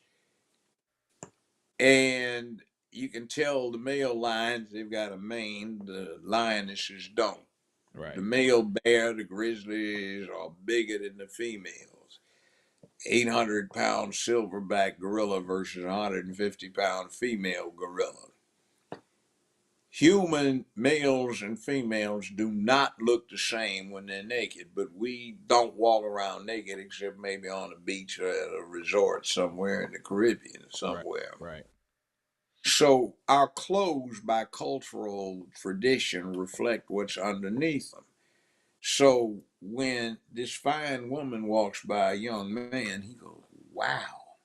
And the young women, when they see a guy that's got it going on, they go, wow. And attraction builds up. Male and female get attracted to each other, and Right. maybe you got another generation on the way. That's how we work. Right. So these cats want to sit there and fake it. So now guys don't turn around and look because what? Might not be a girl. That's it. That's it. That's And it. see, so now you've just thrown off the whole human mating game because you are a selfish son of a bitch who wants to play at your little perversions and make everybody else suffer for it. Mm. You see, that's not cool. They have a right to do it, but it doesn't make it the right thing to do. Right. Right. Right. In other words, I could be selfish. I could take things from people, Mm-hmm. but I don't. Right. You know, so when people behave as they're supposed to behave, to break it down to its basics, people behave as they're supposed to behave for two reasons. One, it becomes a compulsion with them to do the right thing. They get enjoyment from doing the right thing more so than doing the wrong thing. And then there's this other avenue, which is it's what you're supposed to do. Mm-hmm. And you got taught that it is good to do what you're supposed to do, or you're supposed to do. So here are people who are for selfish reasons going to ruin what's happening. And how many situations do we have now where the young lady can't find a guy and the young man can't find a young woman? You Right. know, it's getting bad. Yeah, very bad, very bad. With the last few moments of the time, Judge, I wanted to ask you some questions, and just give me, your thoughts about it. Of course, with Donald Trump, not really sure if he's. Well, I know he's running again, but his last presidency, he was accused of being racist by a lot of people, particularly black people have been following and believing the myth or the lie that he's a racist. I believe you had talked about Donald Trump before. Do you believe Donald Trump's but racist? let me say this. Let me say this. Sure. Tell a lie long enough, loud enough, you get anybody to believe it. Now, I Right. just had a mess. I had to threaten some people with a defamation action. Mm. Some woman I've never met who, what she's supposed to do, play Moesha's mother. Wow. She said some prominent, famous TV judge sexually assaulted her, and it wasn't Judge Mathis. I think I heard about that. Okay. Yeah. Yeah, so you had people saying it must have been Joe Brown. Why? Mm. You know who it was? No. New York Mayor Koch, who was the judge of People's Court. Wow. That's who did it. Okay. They worked for the same studio. This was 1996. It was down in New Orleans, and there was this studio function Yeah. that I heard about. 1996, fact, the day this was supposed to be going on, it was interesting. I was actually presiding over the James Earl Ray thing. Did he kill King? Yeah. So, you see how people want something because you take somebody trying to get you to straighten up. You want an excuse not to straighten up, so you jump to some conclusions. See, a lot of what happens with a lot of celebrities is that this kind of thing goes on. Right. Now, I know some other celebrities where they get benefit of the doubt, where there's supposed to be all this and that, and if you actually knew what they did in the real world, you wouldn't like it. Mm-hmm. But then again, there are some people who are trying to put stuff up there, and Right. there are others who are anxious to try to take them down because if they didn't, then they would be embarrassed because they've been exposed for being frauds. Wow. Okay. Okay. So you get that kind of thing. So I just use that example. Sure. I have met the woman, the lady. I know this.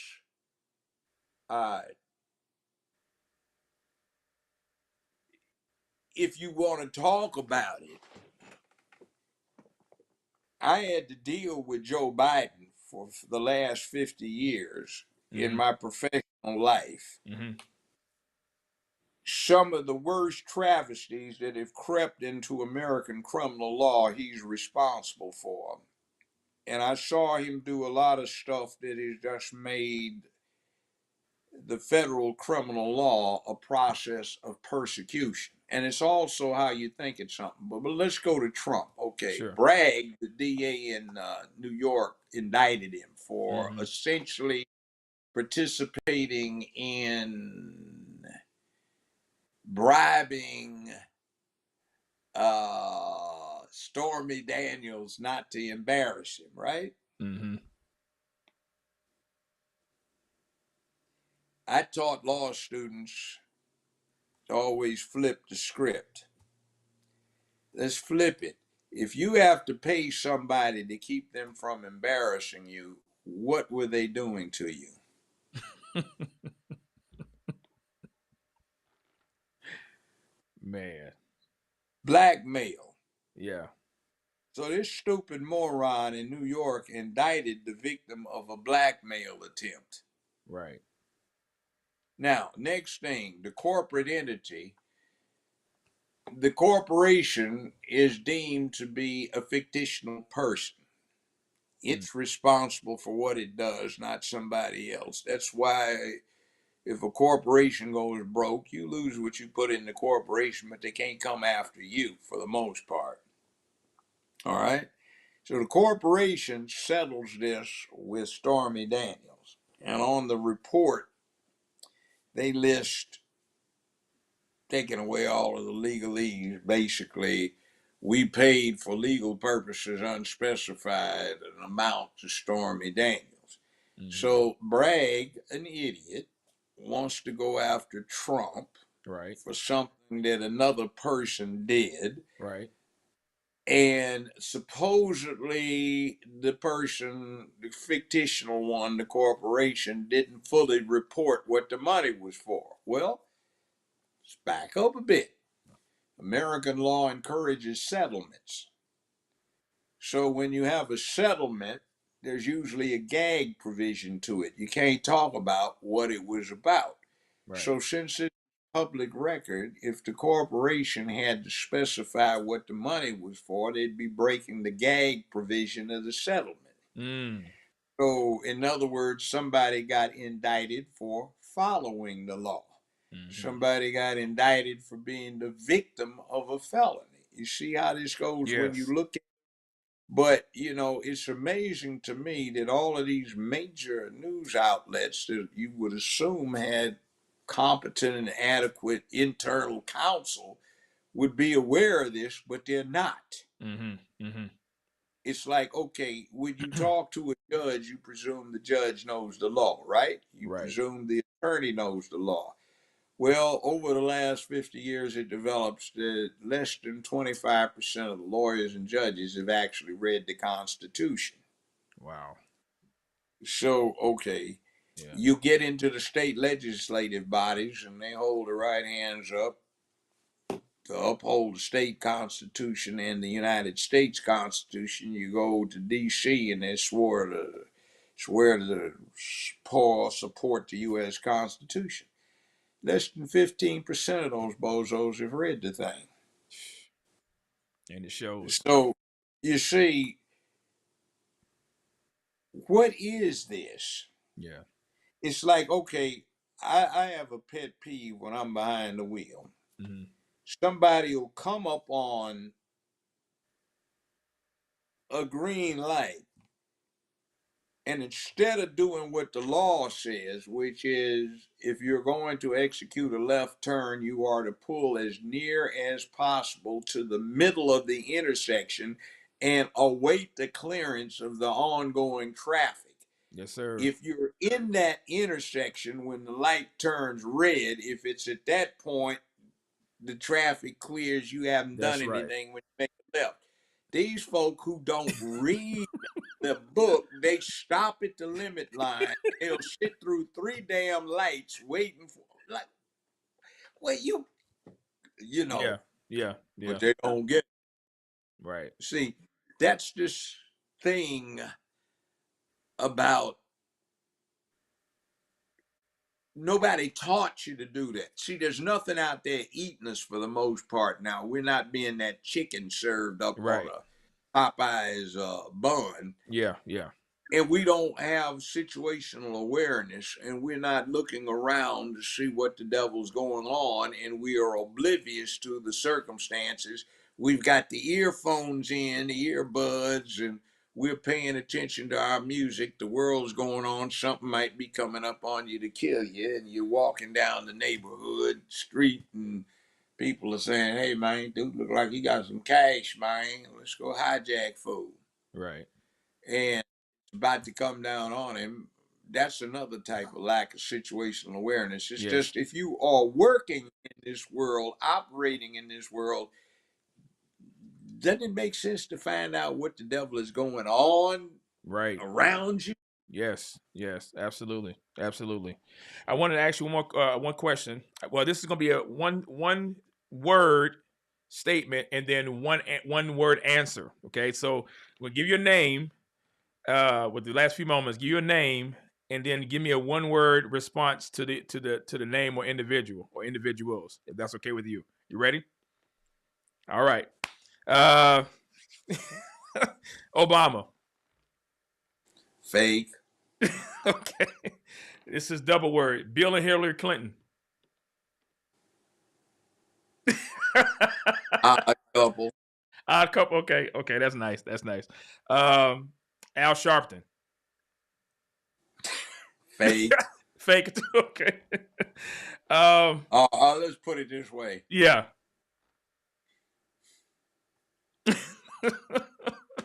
Be nice, Judge. Pimp. Oh yeah, well we know that. I mean, I said FBI informant. He said he was a snitch. Was I lying? I think the New York Post article said Reverend Rat, didn't it? That's what it said. Yes, sir. It sure did. I don't know. I can't speak on it, but you know, it's out there. It's out there. Receipts don't lie. Okay, so this.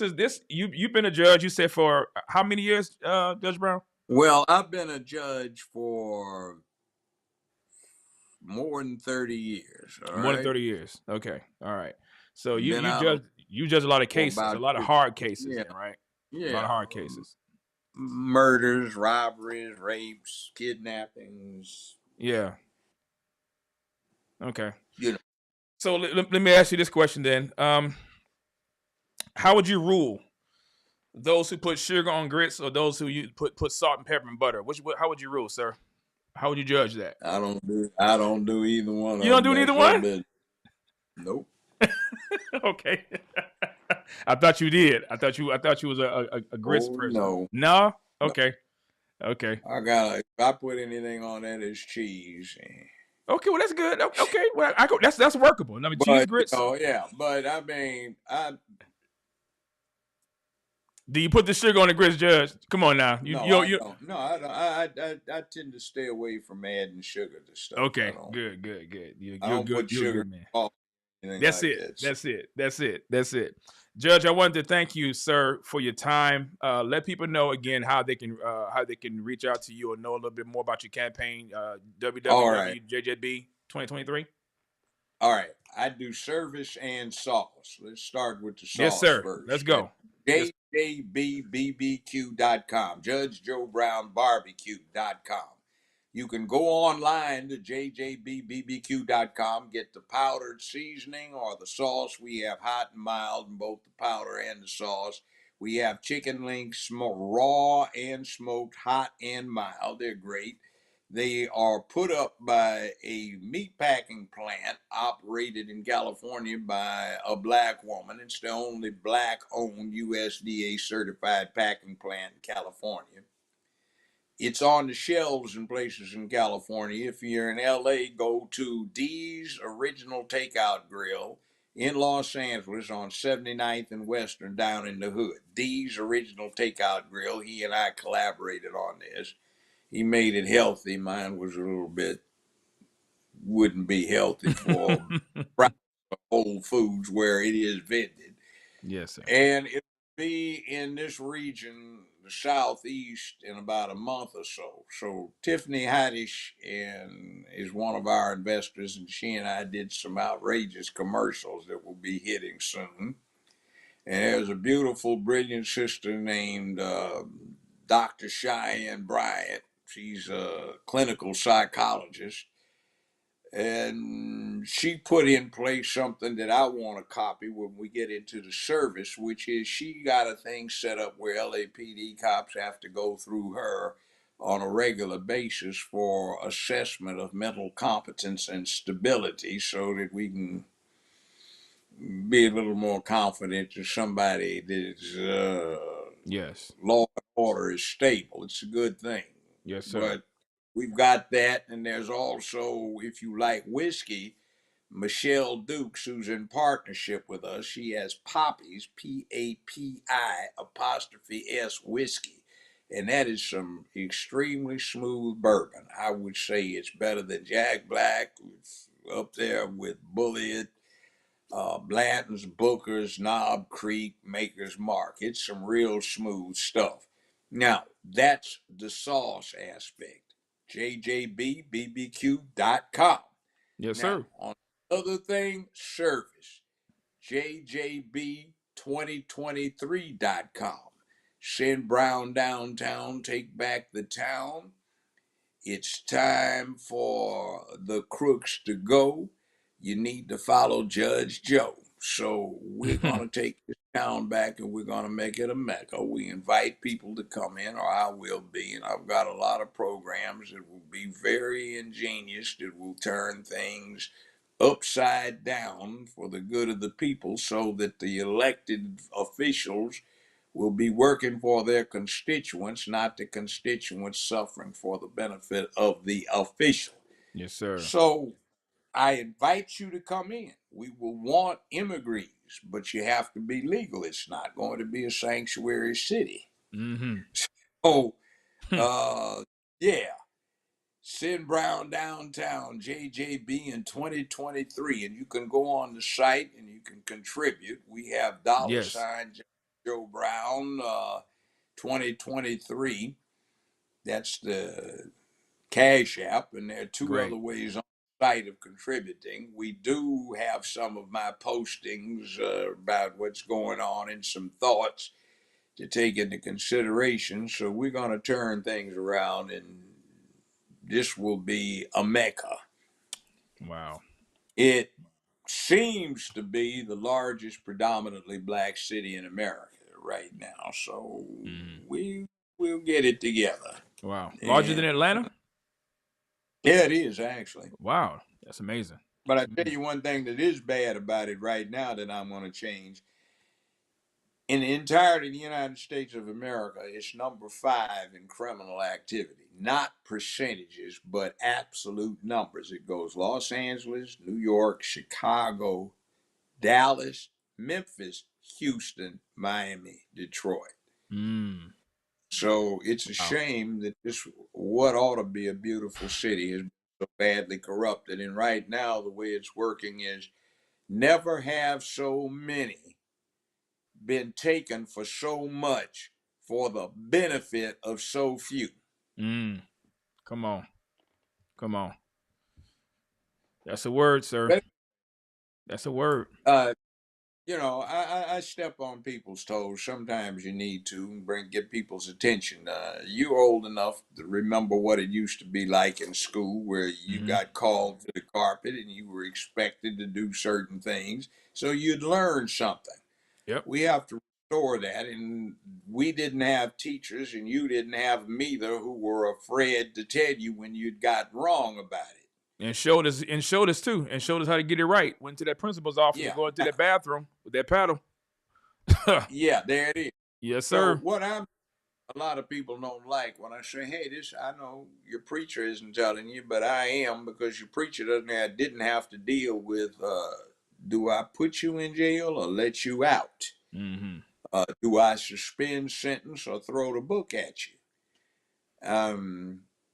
And it's interesting, by the way, if you walk around Memphis with me right now, you're likely to have at least one or two somebodies everywhere I go. "Judge, you remember me?" "No, sir, I don't." Got all the gray hair in his head. "No, I don't remember." "You gave me some time." "Did I give you enough?"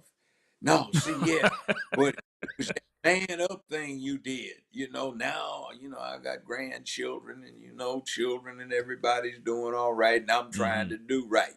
It was that thing. So Mm. when you got on somebody, that's not a bad thing, because they know they're doing wrong, but they want somebody to do them the favor of bringing them back from the edge. Yeah. Yeah. You remember the coaches? "Boy, what's the matter with you? You Yeah. got panties on, or you got some drawers on? Let's hit that dummy. All right, come Right. on now. Right. All right, what's the matter, son? You didn't Right. eat last night? Oh yeah, Suck it they would up." get in. Yeah, they would get on us. They would get on us. Or you drill sergeant or That's right. somebody. You That's right. might hate them at first, but you wound up, that's who you remembered when you got through with your high school situation. That's right. The same thing. Children and adults don't want it easy, really.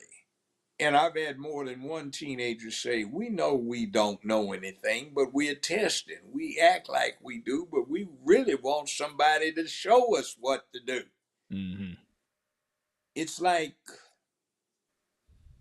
you take a child and you aren't in control and you're trying to be the child's friend. What winds up happening is you become the child's enemy, because you failed at your job to raise the child. That's right. That's right. If you don't do it to the adults, you run into this thing too. What is it? Hillary stole this one. It's the responsibility of the whole village to raise the child. Maybe something happened in this individual home, but the rest of the community is supposed to stand in to Yeah. see that not too much harm comes from it. We don't. We make it worse now, and that's not a good thing. Right. So Judge. let's work together. Let's get Yes. together. Think like we're supposed to think, which is as men and women who That's want to right. keep on improvement, getting from cave to condo, and that means do the right thing, deal with your duty, honor, accountabilities, responsibilities, and do what you're supposed to do, have morality and ethics. It'll be all right, and you can take it back, and it'll be a peaceful community Judge, where you live. I do thank you, sir. I appreciate so much your time, man. You've been very gracious and giving me your time and your attention. I definitely want to keep in touch with you and keep in contact with you as well in the future. And also, hopefully, we can continue to stay in touch. So I definitely appreciate it, sir. Thank you so much. Oh, yeah, sure. We'll do that. Give me a I want call to. sometime. I sure will. I had your number, though. I do have your number, sir. Thank you so much, Judge. All right. Take care. God Gotta bless you, go. sir. Yes, sir. All Yes, right. sir. Take care now. Okay. All right, y'all. That was the judge. That was Judge Joe Brown. Man, yeah, I had to keep this one close to the vest. I didn't want to put this information out until I had the opportunity to confirm everything, and I'm glad that I had the opportunity to have Judge Joe Brown on. Hopefully, you all were encouraged as well. Some things were confirmed as far as what he has said. Of course, you already know, language notwithstanding, but it ain't like y'all don't watch stuff on TV as well either. So it is what it is. But I think the biblical principles, like I laid out earlier today, is about how we are to act like men. And so I appreciate Judge Joe Brown, very seasoned elder. I respect him. I do thank him for his contribution to society and to our people. And so hopefully what he has to bring to the table politically will be seen as much as it was seen in the courtroom. And I wanted to say also thank you to Sister Shonda. Thank you, sis, for the connect. I do appreciate that. And also thank you to Sister Barbara as well, too. Publicly want to give the support and the appreciation where it is due. Thank you so much for this, because it couldn't have happened without me connecting with other people. And so I'm blessed and encouraged to have that opportunity to have this gentleman on to share the real. And I'm not by myself. He says what I said, but mine now y'all can see mine is more sanitized and more sanctified, if you want to use that term. But it's all good. I mean, I appreciate it. And we adults, we grown, and it ain't like we ain't heard said before. Let's not playing. Let's just deal with the issue at hand. And I definitely appreciate and look forward to connecting with him as well too, because I have some things I want to do, and also other conversations I want to build with Judge Joe Brown and others as well too. So we need to be out here in these streets, y'all. We need to be out here. We need to be able to, engage different backgrounds and walks of life. And so I'm glad. Yeah, exactly. Proverbs. Come on, bro. They playing. They need to stop playing. But we need to be out here, y'all. We continue to be salt and light in the midst of a culture, and be able to keep it real, and at the same time represent the righteousness of Christ. So I'm just glad I was able to have him on, and hopefully you all were grateful and glad to have him on as well too. So anyway, of course, please like, subscribe, and share the video if you don't mind. Please go ahead and like the video, share the video, subscribe to the channel if you haven't done so. Love, Life, and Marriage with the Woods. We will be bringing and putting out videos soon. We've been going through a transition, y'all. So just keep us in your prayers with the Love, Life, and Marriage channel as well. But when we come out, we're gonna have some stuff to talk about. I can tell you that much. But just keep us in your prayers with that. Also, if you'd like to support the ministry, you can do so by clicking the donation link below. And as you see the information, check it across the screen as well too. I'm going to say this. This is just for just to keep you all informed. I am going to be scaling back. I'm going to have to scale back on my broadcast time. Reason being is because StreamYard. I don't use StreamYard anymore. I use Ecamm, and so Ecamm, their stream service, they only allow you to have 20 hours of stream time per month. When I was with StreamYard, I had 50 hours. So that's a 30. That's a 30-hour difference. Okay, so I'm going to have to conserve my my broadcast time. As you know, I do basically 2-hour lives. And so if I do a 2-hour live for 5 days out of the week, within 2 weeks, my air time is up, and I have to replenish it again. So I just wanted to keep you all informed and abreast of that. So I'm going to be spacing out my broadcast dates. I may do maybe 3 sometimes. I may do 2 a week. It all depends. So that way I can keep the videos, consistent, but at the same time, I don't want to have to deplete my airtime and then have to replenish it. Oh, because again, it costs money. So I want to be a good steward what I have, and also with these, with the hours that they have given as far as the airtime, it's not as much. Hopefully they'll upgrade it. Hopefully they will. But in the meantime, I'm going to just, have to conserve and minimize on that. Why did I switch? Because I got a Mac. I got a Mac. If I didn't have a Mac, because I was using my PC, and so now that I had gotten a Mac, StreamYard does not carry over to Mac. So Ecamm does. So that's what I'm doing for that. You said how much do you need?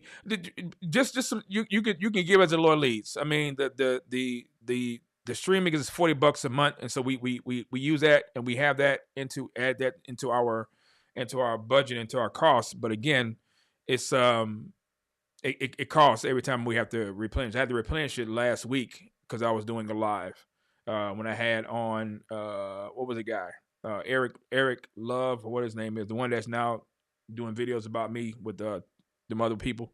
But anyway, so in the middle of my stream, it told me you got X amount of minutes left before we cut it off, and so I had to replenish it in the midst of the stream. So, but yeah, so that's what that's what we're doing. So again, it takes money to do ministry, and these are just some of the the costs that are involved in doing that. So again, just putting that out there. Yeah, Sword of Truth. That's him. Exactly. Sword of Truth. Him. So anyway, so yeah, if you want us to, support the ministry, you can do that by just, clicking in the donation links and things of that nature. That helps us to keep, things going. But as you already know, so I'm not doing streaming on Sundays. Sundays, that's the Lord's Day. We just made a decision, my wife and I, to say, you know what, on Sundays I'm going to be off. But throughout the week, I'll try to put out content and do Bible studies and interviews and things like that. So that's what I'll be doing. Yeah, I just want to keep the body of Christ informed, bro. Yeah, just want to keep the body of Christ informed and let them know what's going on. So yeah. So other than that, that is it for me. Keep us in your prayers, of course. Keep us in your prayers, and make sure that you all pray for each other as well too. Yes, it is definitely different. Yeah, hold on, no. I was told no, because I have a Mac. I have a Mac, and I know. Matter of fact, Corey Minor, he has a Mac, and from what I was told, StreamYard doesn't go for MacBook. That's what I was told. Now, if it does, I'll check into it. But I will admit that Ecamm's features are better than StreamYard, because like when I put up my overlays and things of that nature, it goes right. When you use StreamYard, you can't move the overlays over or have it positioned just right in front of your face and all that kind of stuff. So, but there's other features on here that are good. I wish they give you more airtime, but right now they do not. They're just 20 hours for the month for Ecamm, and I think that's the biggest package that they have. They may be doing more, but that's what I was told. So, but yeah. Other than that, that's it, ladies and gentlemen. I just wanted to let you all know. I'll probably do something tomorrow, but I'll keep you posted. If you see a notification, throughout the day, that'll be me. But other than that, I think that is it. Yeah. So moderators, thank you for holding it down. I know we had a lot of trolls coming in. It just is what it is. So it's probably. Yeah, I'll check into it. Yeah, I'll definitely check into it. Yeah, I'll check into it. You see, I max out yours too? Okay. Okay. Yeah. Well, I'm gonna find out. Because I was told that StreamYard didn't have it for Macs, but I'll find out. But again, the only thing is that it's just the performance and the quality what they have is Ecamm does have a better quality package as far as what they feature and what they offer, but. Yeah, they need to work on these on the airtime. But anyway, that's my gripe for tonight. Thank you, Facebook family. Thank you, Quentin, Freddie, Dav, Lisa, Sister Pat. Good to see you as well. Sister Sean, Brother Rodney. Thank you all. Appreciate it. Thank you for joining. Thank you for supporting it as well. Yeah. So other than that, that is it. So. You all have a great evening. You have get y'all some sleep. I know I am. Y'all know the drill. Whatever you do all to the glory out of God. God bless. Thank you for sharing this night. God bless you. Good night. You're still here? It's over. Go home. Go. It's over! It's over, ladies and gentlemen. Mama, I love you. P.O.P. all the time. Frank D is all good. Pimp spoil, baby, for life.